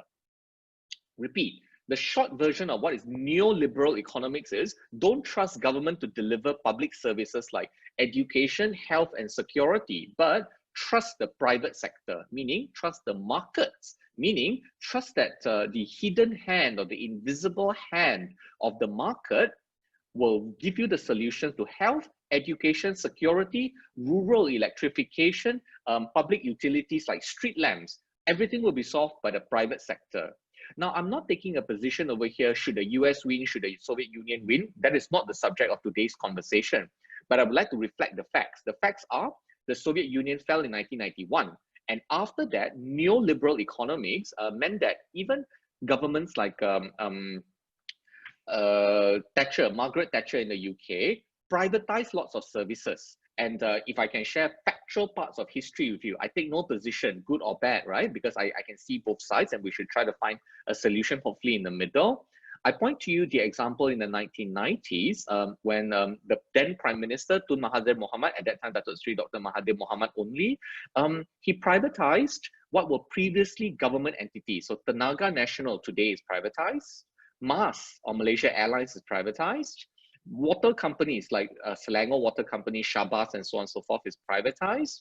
Telecom Malaysia was also privatized. These are examples of public utilities that were privatized, sometimes as a result of the growth of neoliberal economics. And finally, in the last 20 years or so, there have been tensions. When I say tensions, I don't mean they're fighting, but they're finding a new way to make decisions. Should the nation state make a decision, like Malaysia, or I'll give you another example, Cambodia, Laos, or another example, further away in Africa, Central African Republic, or even Afghanistan? Should nation states make decisions, or should global organizations make decisions? Now, I've given you the example of Malaysia. I will not let the World Health Organization make decisions for Malaysia, because we're very capable of making decisions for ourselves. We've got good infrastructure, good systems, and well-educated population. Our systems are resilient enough. But what about a failing state? For example, a state like Afghanistan, where conflict is a problem, peace is a problem, food security is a problem, many things are a problem. So how can we, global organizations, help a failing state or a very poverty-stricken state to make a decision? And you might say, yes, they should. WHO should help step in and help Afghanistan, or they shouldn't. And there, it's a very difficult debate. That I want to illustrate the debate for you to say that global health doesn't have very neat answers. It is not science, remember? It is not mitochondrial function. It is not the Krebs cycle. It is very clearly an intersection between politics, economics, and society, and therefore this is the history of global health. So remember when I told you about how BlackRock got here? It is a function of the following the last few bullet points, economic globalization, where Malaysia and many other countries wanted the foreign direct investment, even till today. We've got neoliberal economics with the fall of the Soviet Union and the market or the private sector being held as a solution for anything in the world, giving the rise to companies like BlackRock coming in. But then when something like so big like BlackRock exists, right? The tensions are not only between nation states and World Health Organization, but also nation states and private companies. And to understand global health landscapes is to understand the dynamics between these interactions. Ladies and gentlemen, this is the history of global health, but I had to skim through it over 7 minutes to give you an idea how it came from tropical medicine, how it's linked and rooted in colonialism, how the Second World War and the periods after that and geopolitical shifts like the fall of the Soviet Union gave us today's landscape of global health. Let me go on to my next slide. And this is the landscape of global health from this article, an essay rather, that came from, I think, 2018. So the link is over there. Can I check? Can somebody send a message to me in the chat group? Can you see my screen? I will proceed, but send a chat group message, please. Can you see my screen? I think you can. So in terms of interactions in the power dynamics, now look at the image on the left. And in the image on the left, this is done by Hoffman and Cole, right? Two people from Europe, again, trying to tell us what global health is. All those bubbles are there. I will give you some names of those bubbles, but I will not go into detail. You can see how complicated it is, and they try to draw lines here and there and to try to indicate this influences that, and this is a soft relationship. This person pays that person to do X thing over a Y number of period and so on and so forth. I'm not interested in that at the moment. I just want to tell you it's very complicated. It's so complicated that you can spend 50 years in this and still understand only 1% of global health. But let me pick up a few. MSF is Doctors Without Borders. TGF is a global fund. World Health Organization is over here.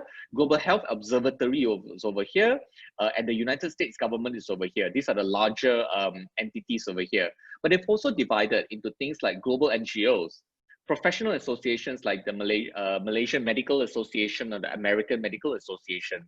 Public-private partnerships are things like the Global Fund, where you get money from the Gates Foundation, but you spend it on you spend it on governments. You have national governments over here like the US, the UN system like the World Health Organization. You have private industry. I can't really figure out what these are actually, what these acronyms stand for, and way too many acronyms, and frankly, I don't know most of them. But I would imagine a private industry would be things like pharmaceuticals, medical devices, those that make vaccines, those that make ventilators, construction companies that build hospitals. Everything is in the private industry as well, including private equity and private finance like BlackRock. Academic institutions, you've got universities. I think the JHB is the Johns Hopkins School. Philanthropic organizations, I think the Gates Foundation will probably, BMG is the Bill and Melinda Gates Foundation, and multilateral development banks. I don't see them over here. I think it's the World Bank over here.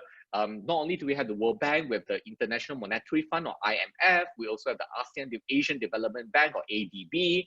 And recently, China wants to have the Belt and Road Initiative or the Silk Road Initiative, which now wants to build a whole series of clinics and networks of health information sharing, and that's under the AIIB, Asian Infrastructure Investment Bank.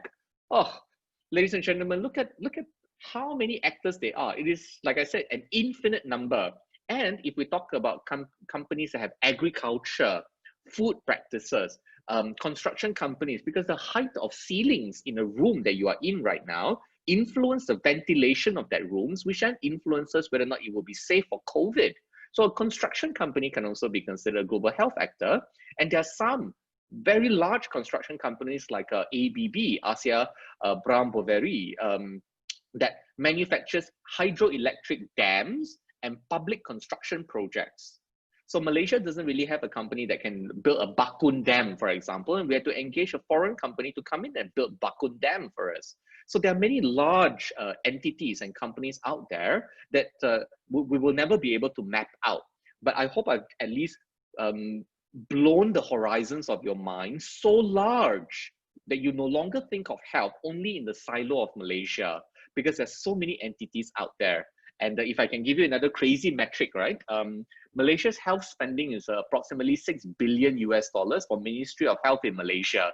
That's approximately as much money as British American Tobacco, BAT, the cigarette company. They spend approximately that much of money, about $4-5 billion on marketing a year. So British American Tobacco, one cigarette company, spends $4-5 billion on marketing of their products a year. Malaysia, one country, spends $6 billion on our health. So when you have numbers like that, you understand that the power dynamics and the interactions are very different. This lecture today is only about the landscape of health actors in the global health arena. Secondly, the history, and finally, the final point is the frameworks for their interactions. And I'll wrap up in about 3 to 5 minutes. Unfortunately, I cannot go into too much detail right now because these interactions are the subject of endless books and PhD studies, and they always shift and they always change. But I want to give you the idea of the interactions in a few ways. The first one is to govern LMIC and HIC interactions. Low and middle income country is LMIC, and HIC is high income country. What's the definition of LMIC and HIC? The World Bank will every year come up with an economic number, is the GDP per capita. And if your GDP per capita is, I think, above 11,000 or so US dollars on a purchasing power parity basis, I know I'm dropping all these terms on you, right? Go ahead and read about them. This lecture is about global health. This lecture is not about the global economic system, including how and why and who and when LMIC or HIC classifications are made. The idea of you being a student is that I give you a lot of information, I blow your mind, so to speak, and you get really interested and you find out a lot more. Self-learning is often very, very good learning. So go back to LMIC. Malaysia is upper middle income country. Singapore is a high income country, so is Brunei. Low income country is Myanmar, East Timor, and Laos, and that's within our region. So I've given you high income country, middle income countries, and low income countries in Southeast Asia. How do they interact with one another? Well, you can say that they can interact with each other on a political basis, economic basis, or social basis. Let's talk about the politics. And in politics, often there's the question of power, and power is hard power or soft power. And power often comes with position and platforms, including access to decision-making rooms. If, for example, if you look at the image on the left, the decision-making rooms are the Global Fund, the WHO, and the Global Health Observatory, right? You look at this, the bigger bubbles, and you ask yourself the question, who's more likely to be represented? And I'll give you 2 countries more likely to be represented in Southeast Asia. Let's only talk about Southeast Asia, not about the rest of the world for now, okay? In Southeast Asia, Singaporean doctors and policymakers and Thai doctors and policymakers are often represented in these fora, and not Malaysians or Filipinos or Vietnamese policymakers or technocrats, even though we do a pretty good job. Why? Because there is an element of power, positioning, geopolitics, and so on. And if I give you the influence of global health, right, I'll give another statistic to you. Malaysia's population is 30 million. 32 million, 29 million Malaysians, 3 million foreigners is 32 million in total, okay? Singapore's population is 5.5 million, but Singapore has got more diplomats, meaning foreign service ambassadors, attaches, officers, and so on and so forth, right, than Malaysia. So Singapore, a country of 5.5 million, versus Malaysia, a country of six times a larger population than Malaysia, Singapore have more diplomats than us. When do you have more diplomats, you have more platforms, more positions that you can get into, and therefore you can enlarge the power dynamics, and politics is an important framework to understand how these interactions take place. I just give those anecdotes. Let's talk about economics. Now, I hope the number 7.5 trillion US dollars still is in your mind. And with money comes influence. The 4 billion or 5 billion US dollars that the British American Tobacco spends on marketing a year, right, gives them a lot of money to do lobbying as well. What does lobbying mean? British American Tobacco would convene a meeting with policymakers from the health ministry, for example. In many other countries, fortunately in Malaysia, the tobacco lobby is very limited, yeah, thanks to the strength of civil society. And Prof. Roslina Manap, your respiratory, or our respiratory physician, is involved in many of the tobacco lobby efforts, or rather anti-tobacco lobby efforts. But in other countries, they will invite policymakers, they as in tobacco companies will invite policymakers to events and fly them first class or business class, have the activity in a 5-star hotel and talk about tobacco and give them a gift bag and some sightseeing activities. And hey, here's a policy paper. Can you delay the implementation of your tobacco legislation by 2 years to give us time to prepare? I'm not saying take it away.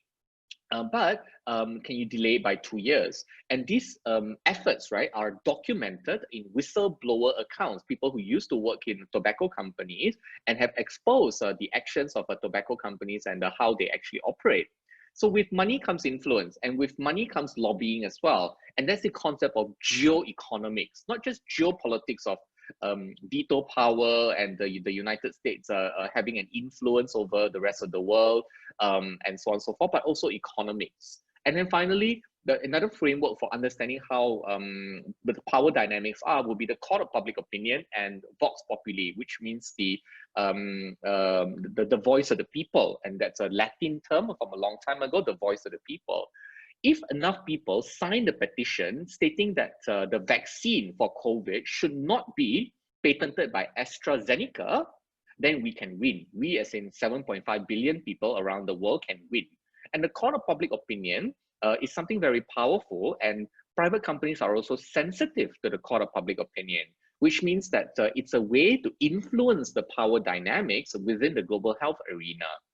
Allow me, ladies and gentlemen, to draw one, give one example that gives a thread that links politics, economics, and society in high-income country interactions and low and middle-income country interactions. I'll give one example and we'll end here to tie politics, economics, and society and linking rich countries and poor countries together.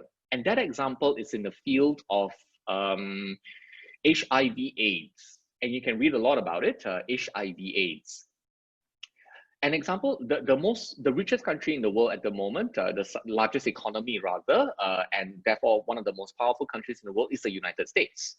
The United States gives a lot of money through PEPFAR, PEPFAR, or the President's Emergency Plan for AIDS Relief, I think. PEPFAR is something that you should write down and Google. PEPFAR is funded from the United States government for poor countries. So there you have it, already an interaction between rich and poor countries. And PEPFAR, I will call it PEPFAR, PEPFAR. PEPFAR is influenced by the US domestic politics. Why? Because we have proven, or science has proven, that to prevent AIDS, HIV/AIDS, you need to educate on condom usage. However, the domestic politics in America is captured, or rather it's not captured, but rather it's between the Republicans and the Democrats. And the Republicans in general terms are more conservative. They're more, say, beholden to their religion. And I approach this very carefully because I shouldn't speak so freely about the politics of another country. The Democrats in America are more progressive, more liberal, and they're more, shall we say, reliant on science. And I'm not saying one is better than the other, you know, just because you're reliant on science or reliant on religion doesn't mean one is better than the other. Let me neutrally reflect this to you. When you change administrations of presidents from George Bush to, from Clinton to Bush, from Bush to Obama, from Obama to Trump, that means that you're changing from Clinton is Democrat to Republican to Democrat to Republican. And when you change, different people come into power with different ideas about the right role of condoms versus abstinence. And the Republicans will be pro-abstinence, the Democrats will be pro-condoms. I'm giving a very pro-prophylactic, yeah, if you want a more polite word. I'm giving a hyper summarized, very simplified summary of the situation. So the President's Emergency Plan for AIDS Relief changes their policy every year. And PEPFAR is very well funded. And it gives a lot of money to African countries, or countries rather, with a high incidence of HIV/AIDS, and they're all around the world, not necessarily in one continent. So then these countries, imagine country X. I will not sketch any country for you. You can read on the internet which countries receive money from PEPFAR.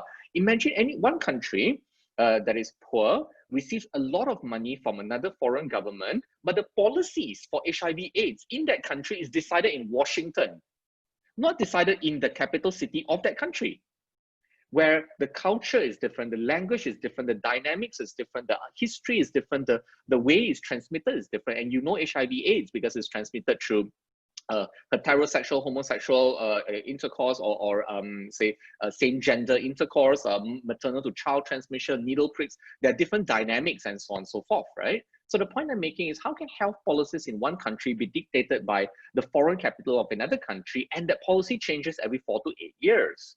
So politics have come in because the power of one country over another, and they have a platform and a position through PEPFAR. The money gives them influence, and you don't need to have any lobbying because it influences directly the policies of that particular country. The court of public opinion in that country that receives the aid doesn't matter because they have very little voice and not featured in media that the policymakers in Washington will read. The New York Times doesn't carry their voice, for example, or the Guardian or the International Herald Tribune does not carry their voice. Therefore, the court of public opinion in other countries, for example, in Malaysia, becomes important so that we can speak for those people who cannot speak or do not have a voice. And that's one example in HIV/AIDS, in PEPFAR, how decisions are made in Washington and change every 4 to 8 years, dependent on the local politics, and influences the HIV/AIDS policies in one or more countries around the world. And that, ladies and gentlemen, are how power dynamics happen in the global health arena. What we've done today, this week, is to talk a lot about health policies, and we did that for 45 minutes in the beginning from last week. We've then looked at the global health actors in the world, and I've given you the architecture framework to think about it. You filled up the blanks after that. Then we looked at the history of global health, starting from tropical medicine and the history of neoliberal economics a little bit. And now we understand the power dynamics, especially the interactions between low middle income countries together with high income countries in political, economic, and social terms. I'm so sorry I've spoken so much. We've got 11 minutes or so for questions and answers. I will be happy to have any questions or answers from any of you. You can type your answers in the chat group, or you can verbalize your questions. Raise your hands, please. Go ahead, I am listening to you.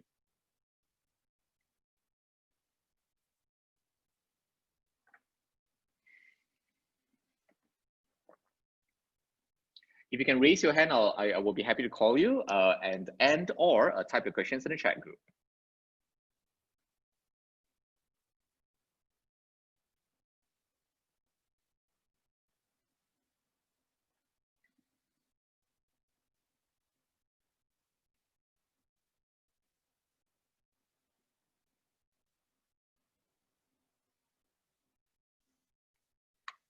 Any questions from anyone, or any comments, thoughts, requests as usual? We have several more minutes. I am still listening to you. Happy to hear you, you know. So if you'd like to verbalize, I'll be very happy to hear you.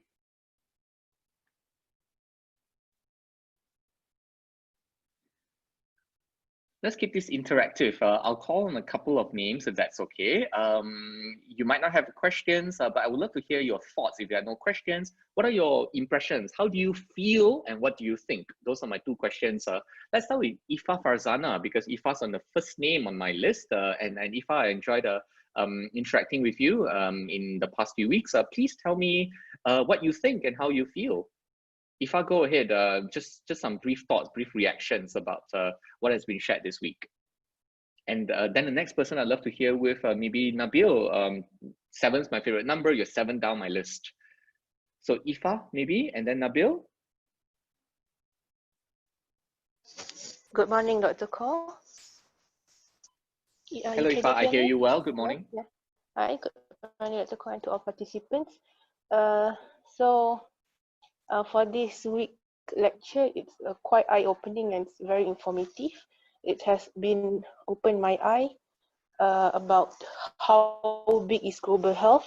Initially, I thought it was around 200 people acted this global health actor, but it's actually infinity. So it's very has opened my mind about how big it's actually this global health. So thank you, Dr. Kaur, for this very informative and very useful lesson.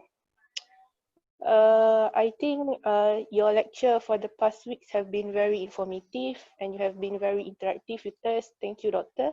I have no question. It's just that I would like to say thank you for your very short and clear, concise presentation. Ifa, you're very, very kind. Thank you. You say I'm short and concise, right? But if you give me 10 hours, I'll not stop talking about global health, and the conversations are very interesting one because we can go back and forth. If I hope one day to meet you in person. Thank you for that. Nabil, any thoughts, responses, or any feelings maybe that have come out as you listen to today's lecture? Nabil, go ahead. Let me listen to you. Assalamualaikum. Good morning, Doctor. Waalaikumsalam. Can you listen to me? Yes. Good morning, everyone.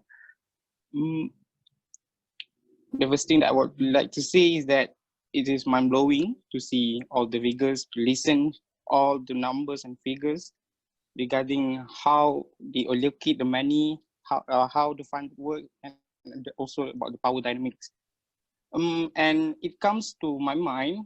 The first one is what would happen if one of the power dynamic of the power of the global health actors is corrupted. Let's say that during our COVID, there's some conspiracy saying that actually COVID has been long time been known, but have been kept silence from the public. Let's say if one of them are corrupted and are keeping them from the public, or they have other agendas, what would happen, or who are going to counter them, and or who are governing them? And the second one is, how do we influence such a big company, such the broad company, Doctor said just now, to contribute or to allocate their fund in the private to the health sectors? Because we know they have a lot of money, we need it to run our health sectors. I think that. Thank you, Doctor. Those are two great questions, you know.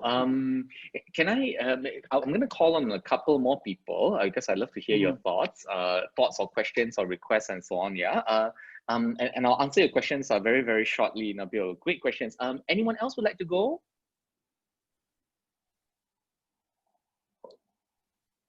Then permit me to pick two more, yeah. And Manika Mange is one of them, and Yun Yi. I hope that's your name rather than Ting Yun. Ting Yun Yi. After I answer Nabil's question, I'd like to come to the both of you, and then I'd like to hear your thoughts. And what are your thoughts? How do you feel? And any questions that you might have, yeah.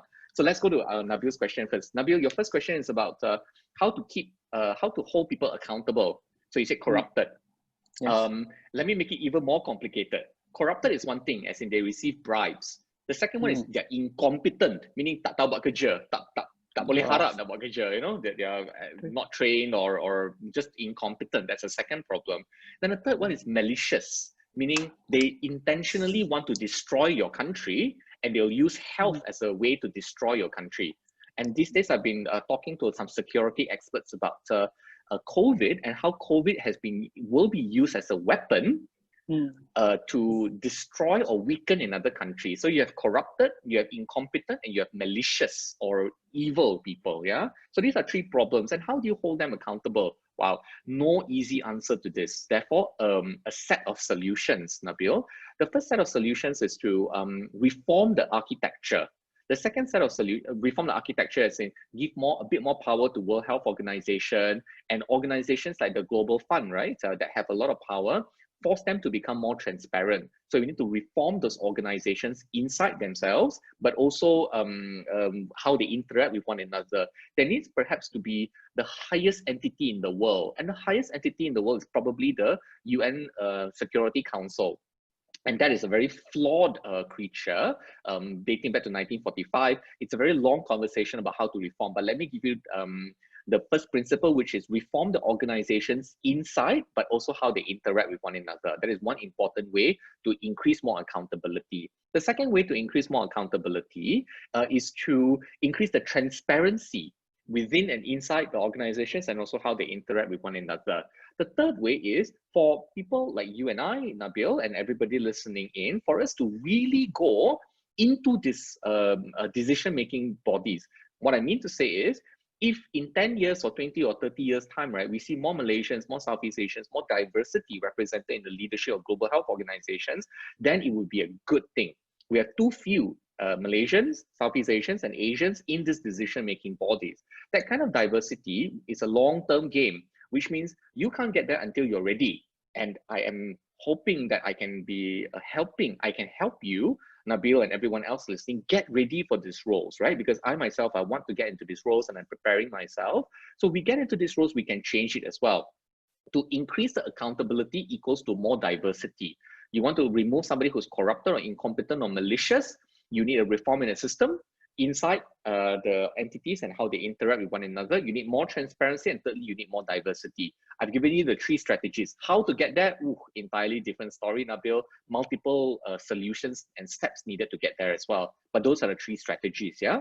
Nabil, your second question is how to influence these companies to allocate more to the health sector. Let's take BlackRock as an example, because you should also be able to influence AstraZeneca, Gilead, pharma companies, hospital groups, insurance companies are another large player in the landscape. But let's leave all that aside. Let's talk about BlackRock, right? You should influence, or we can influence them in 2 ways. The first way is as a citizen. The second way is through using organizations. As a citizen, be thoughtful about this, think about this. Nabil, go and talk to your friends and colleagues, or your neighbors, your parents, your family about this. I mean, this is not the only thing you should be talking about. I don't want you to become like a pendakwah here for something like this, but talk to them and educate them. I'm sure they will be surprised, 7.5 trillion versus 250 billion. And when there's more awareness about this, people will sign petitions. And when you sign petitions, BlackRock will respond to this because they're very sensitive. They, as in BlackRock, the industry and so on, are very sensitive right now to movements in public opinion. If you move public opinion, they will respond. And Larry Fink, who is the president or CEO of BlackRock, wrote a letter in 2018, LARRYFINK. Larry Fink wrote a letter to the investors in BlackRock in 2018. It's a very politely written letter, but essentially he's saying BlackRock will be more responsible as an investor. And that's what you can do as a citizen. Educate yourself, educate other people, get more awareness, sign petitions, and where possible, pressure BlackRock and entities like that. But secondly, you have to join organizations. We have to mobilize. And when I say we, I mean the citizens of the world who don't yet have a voice need to mobilize. And when you mobilize, you're asking the difficult questions. So you're not just hiding in, I don't know, Klinik Kesihatan Taiping. I'm from Taiping, yeah? So you can't hide in KK Taiping or Hospital Taiping and hope that the world will take care of yourself, you and your family. No, you have to be an active citizen of the world, and you join organizations that can help you mobilize. What these organizations are, I leave you to decide. They may or may not be things like NGOs or political parties or things like Third World Network. And when you join an organization, I don't mean you have to, become the president of the organization. No, you don't have to, but be a member, be concerned, show up for meetings every now and then, spread the word, help them a little bit. And if you're interested, go become a committee member, learn about this issue. And in organizations like FOMCA, the Federation of Malaysian Consumer Associations, right? I consult for them informally every now and then. They don't have anybody in health. But imagine, Nabil, one day you're interested in health and you go to the Consumer Association. That'll be great. Or Trade Union Congress. I recently recommended 2 interns to the Trade Union Congress in Malaysia. So labor rights in Malaysia intersect with health as well. So you can do health and at the same time practice your clinic and advise Trade Union Congress on an informal basis, for example. So my point is, mobilize yourself through an association, through an entity, through an organization, as you wish. You find the cause that you like. It could be animal welfare, it could be climate change, anything of that sort. And from there, you will be able to influence where BlackRock puts their money. Unless, of course, you want to go work in BlackRock and become president, which is, I think, a great way as well. Nabil, thank you for your 2 excellent questions. Manika Mangge, we have, it's already 12. If it's okay, can I borrow another 5-7 minutes from everyone? I hope this has been an interesting conversation. You afford me this luxury of borrowing 5 to 7 more minutes, okay? Manika Mangge, I'd love to hear you if you can speak and your microphone's working. Tell me your thoughts. What do you think? How do you feel? Go ahead.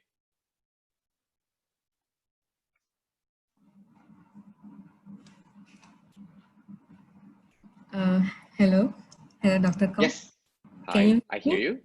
Yes. So there's a lot of things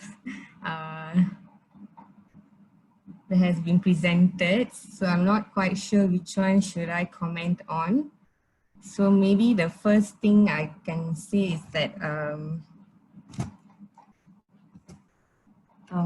yeah, I agree with your point just now that we should have diversity and representative from people around the world. So in this way, we can have someone to like counter check any policies made globally, and there'll be a voice from the people itself.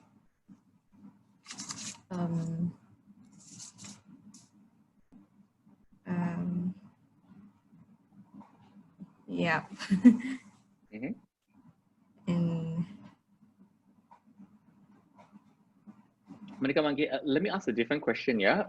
yes. So you shared a few of your thoughts with me, which I appreciate. Maybe you can share with me just very briefly how you feel. I'm sure part of it will be overwhelmed. It's a lot of information in a very short period of time, yeah? Maybe just very briefly, how else do you feel?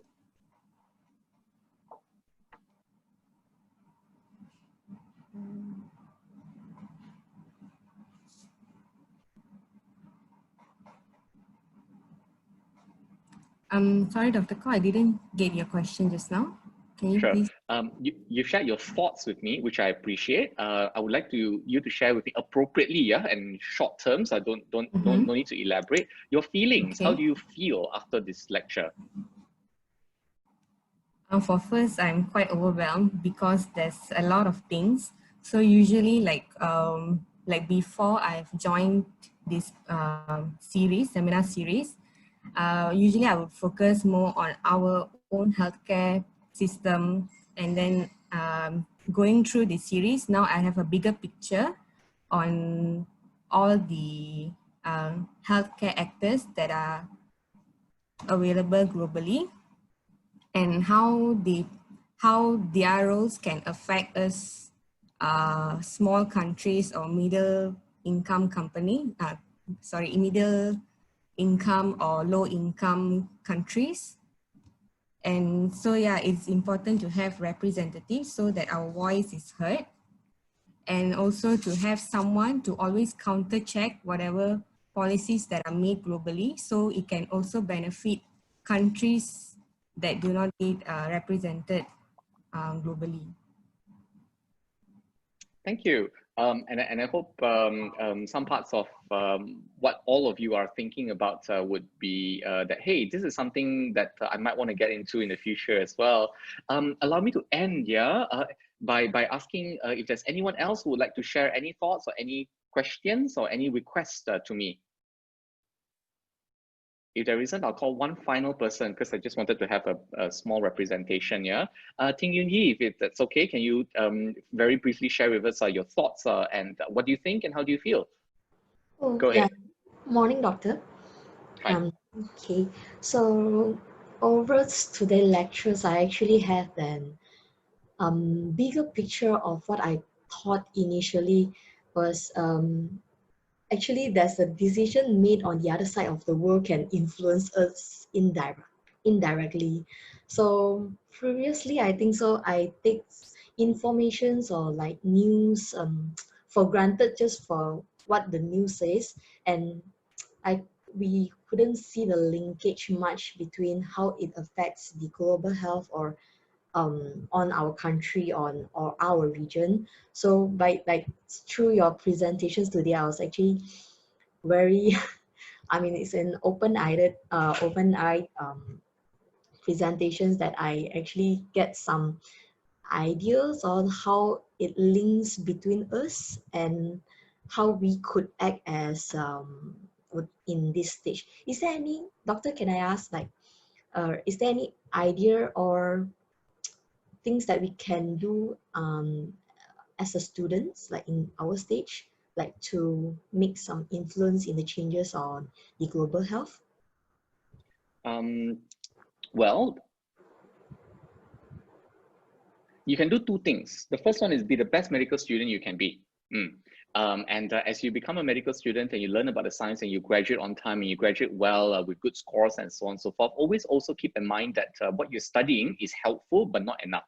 It is necessary but insufficient. Remember this term, necessary but insufficient or inadequate, in the sense that there are some things that give you a passport, like an entry ticket to play the game. But once the entry ticket, you paid the price of admission, right? To have the entry ticket, you paid the price of admission. To play the game, you need a new skill set. So for example, now you're a medical student, you will learn 5 years of medicine. That's your price of admission. To pay to enter the game, you pay 5 years. But to play the game of health, then you need another 50 years of your life. And keep in mind that as you're studying, right, one specific thing you can do right now, study hard, study well, be a good medical student, but always keep an eye out. And then the second thing that you can do as a medical student right now is, again, to mobilize. Join associations, have conversations with your friends, just share this information, do some additional reading, share this information with your friend, and so on and so forth, and you'll be playing your part already. But in the mobilization part, right, there are some medical students association that you can join, for example, AMSA, and congratulations to Marjorie, I want to say, because if you're not aware yet, Marjorie, we're all very proud of her. She's recently been appointed as overall president or a chairperson for AMSA International. So that's one example of an entity that you can go into. So that's one example, I think. Another example would be for you to join societies that are outside of UKM or outside of the field of medicine as well. There are things that you can do as a private citizen, even as a very young person, but there is a balance because you're also training to be a doctor. And I don't want you to, go out and suddenly join a political party. Okay, that's your choice. If you want to join, you join. Okay, I'm not telling you yes or no. But Undi 18, Undi 18, political movement in Malaysia. We've got very young ministers and politicians these days. Recently, we have Parliament Digital that you might be aware of. These are opportunities for you that are outside your field. So my point being, be a good medical student and study hard and fulfill your duty as a medical student, right? Because that prepares you to be a very good doctor, and it's very important that you're a very good doctor. But on the other hand, you're not only a medical student, you have multiple other identities, and I encourage you to explore these other identities. You're a citizen, you're a voter, you're a youth, you're a Malaysian citizen, and you're also a citizen of the world. And there are these multiple identities need you to think about them and to also invest some time in them as well. I hope I answered your question, yeah, and it's a very, very good question. All right, let me, if it's okay with everyone, I will give you homework for next week, okay? And next week's homework, we'll have different people answering, hopefully. And what I'd like you to do is to think of an issue in global health. And this issue, we've not talked about the issues yet, okay? We've just, but issues in global health are reasonably easy. I want you to think of a problem, and I want a very clear problem statement, less than 10 words, for example, okay? In less than 10 words, think of an issue in global health. It could be poor countries are not receiving vaccines, are very far behind in the queue for vaccines, example, or tuberculosis in poor countries, example. Think of an issue in global health in less than 10 words. And I would like to hear you tell me a policy to solve it. And finally, give us a landscape of actors involved in solving it. What I mean is identify the 3 organizations, either specifically a Gates Foundation or specifically a World Health Organization, or I would like a research university in collaboration with the Communicable Diseases Department in that country. Either you give me a specific or you give me the category. So for next week, what's the problem? What's the solution? And who's going to implement? What's the problem? What's the solution? Who's going to implement it? Based on some of the lessons this week and also last week as well. All right, we'll spend the next week, we'll spend also about, I think the first half an hour or so, we'll just think through have 3 volunteers and we'll pick 3 people and we'll talk about what's the problem in global health, global, yeah, not local, global. What's the solution and who's going to solve it, okay? All right, ladies and gentlemen, it's been such a pleasure to interact with you again this week. Any final thoughts or questions from anyone? All right, otherwise, next week is going to be our last session, so we'll still do it in 1.5 hours, but you all have my email address, so what I would like is to continue the conversation with all of you and send me private emails, tell me your thoughts, any questions that you might have, and I'd like to hear your impressions from the course, yeah, and how I can do better, and so on and so forth, and we'll keep the conversation going even after next week as well. Thank you very much, everyone, ladies and gentlemen. Cik Shamso, Cik Bukhari, terima kasih here, and we'll see you again next week, 10 a.m. Saturday. Thanks. Bye.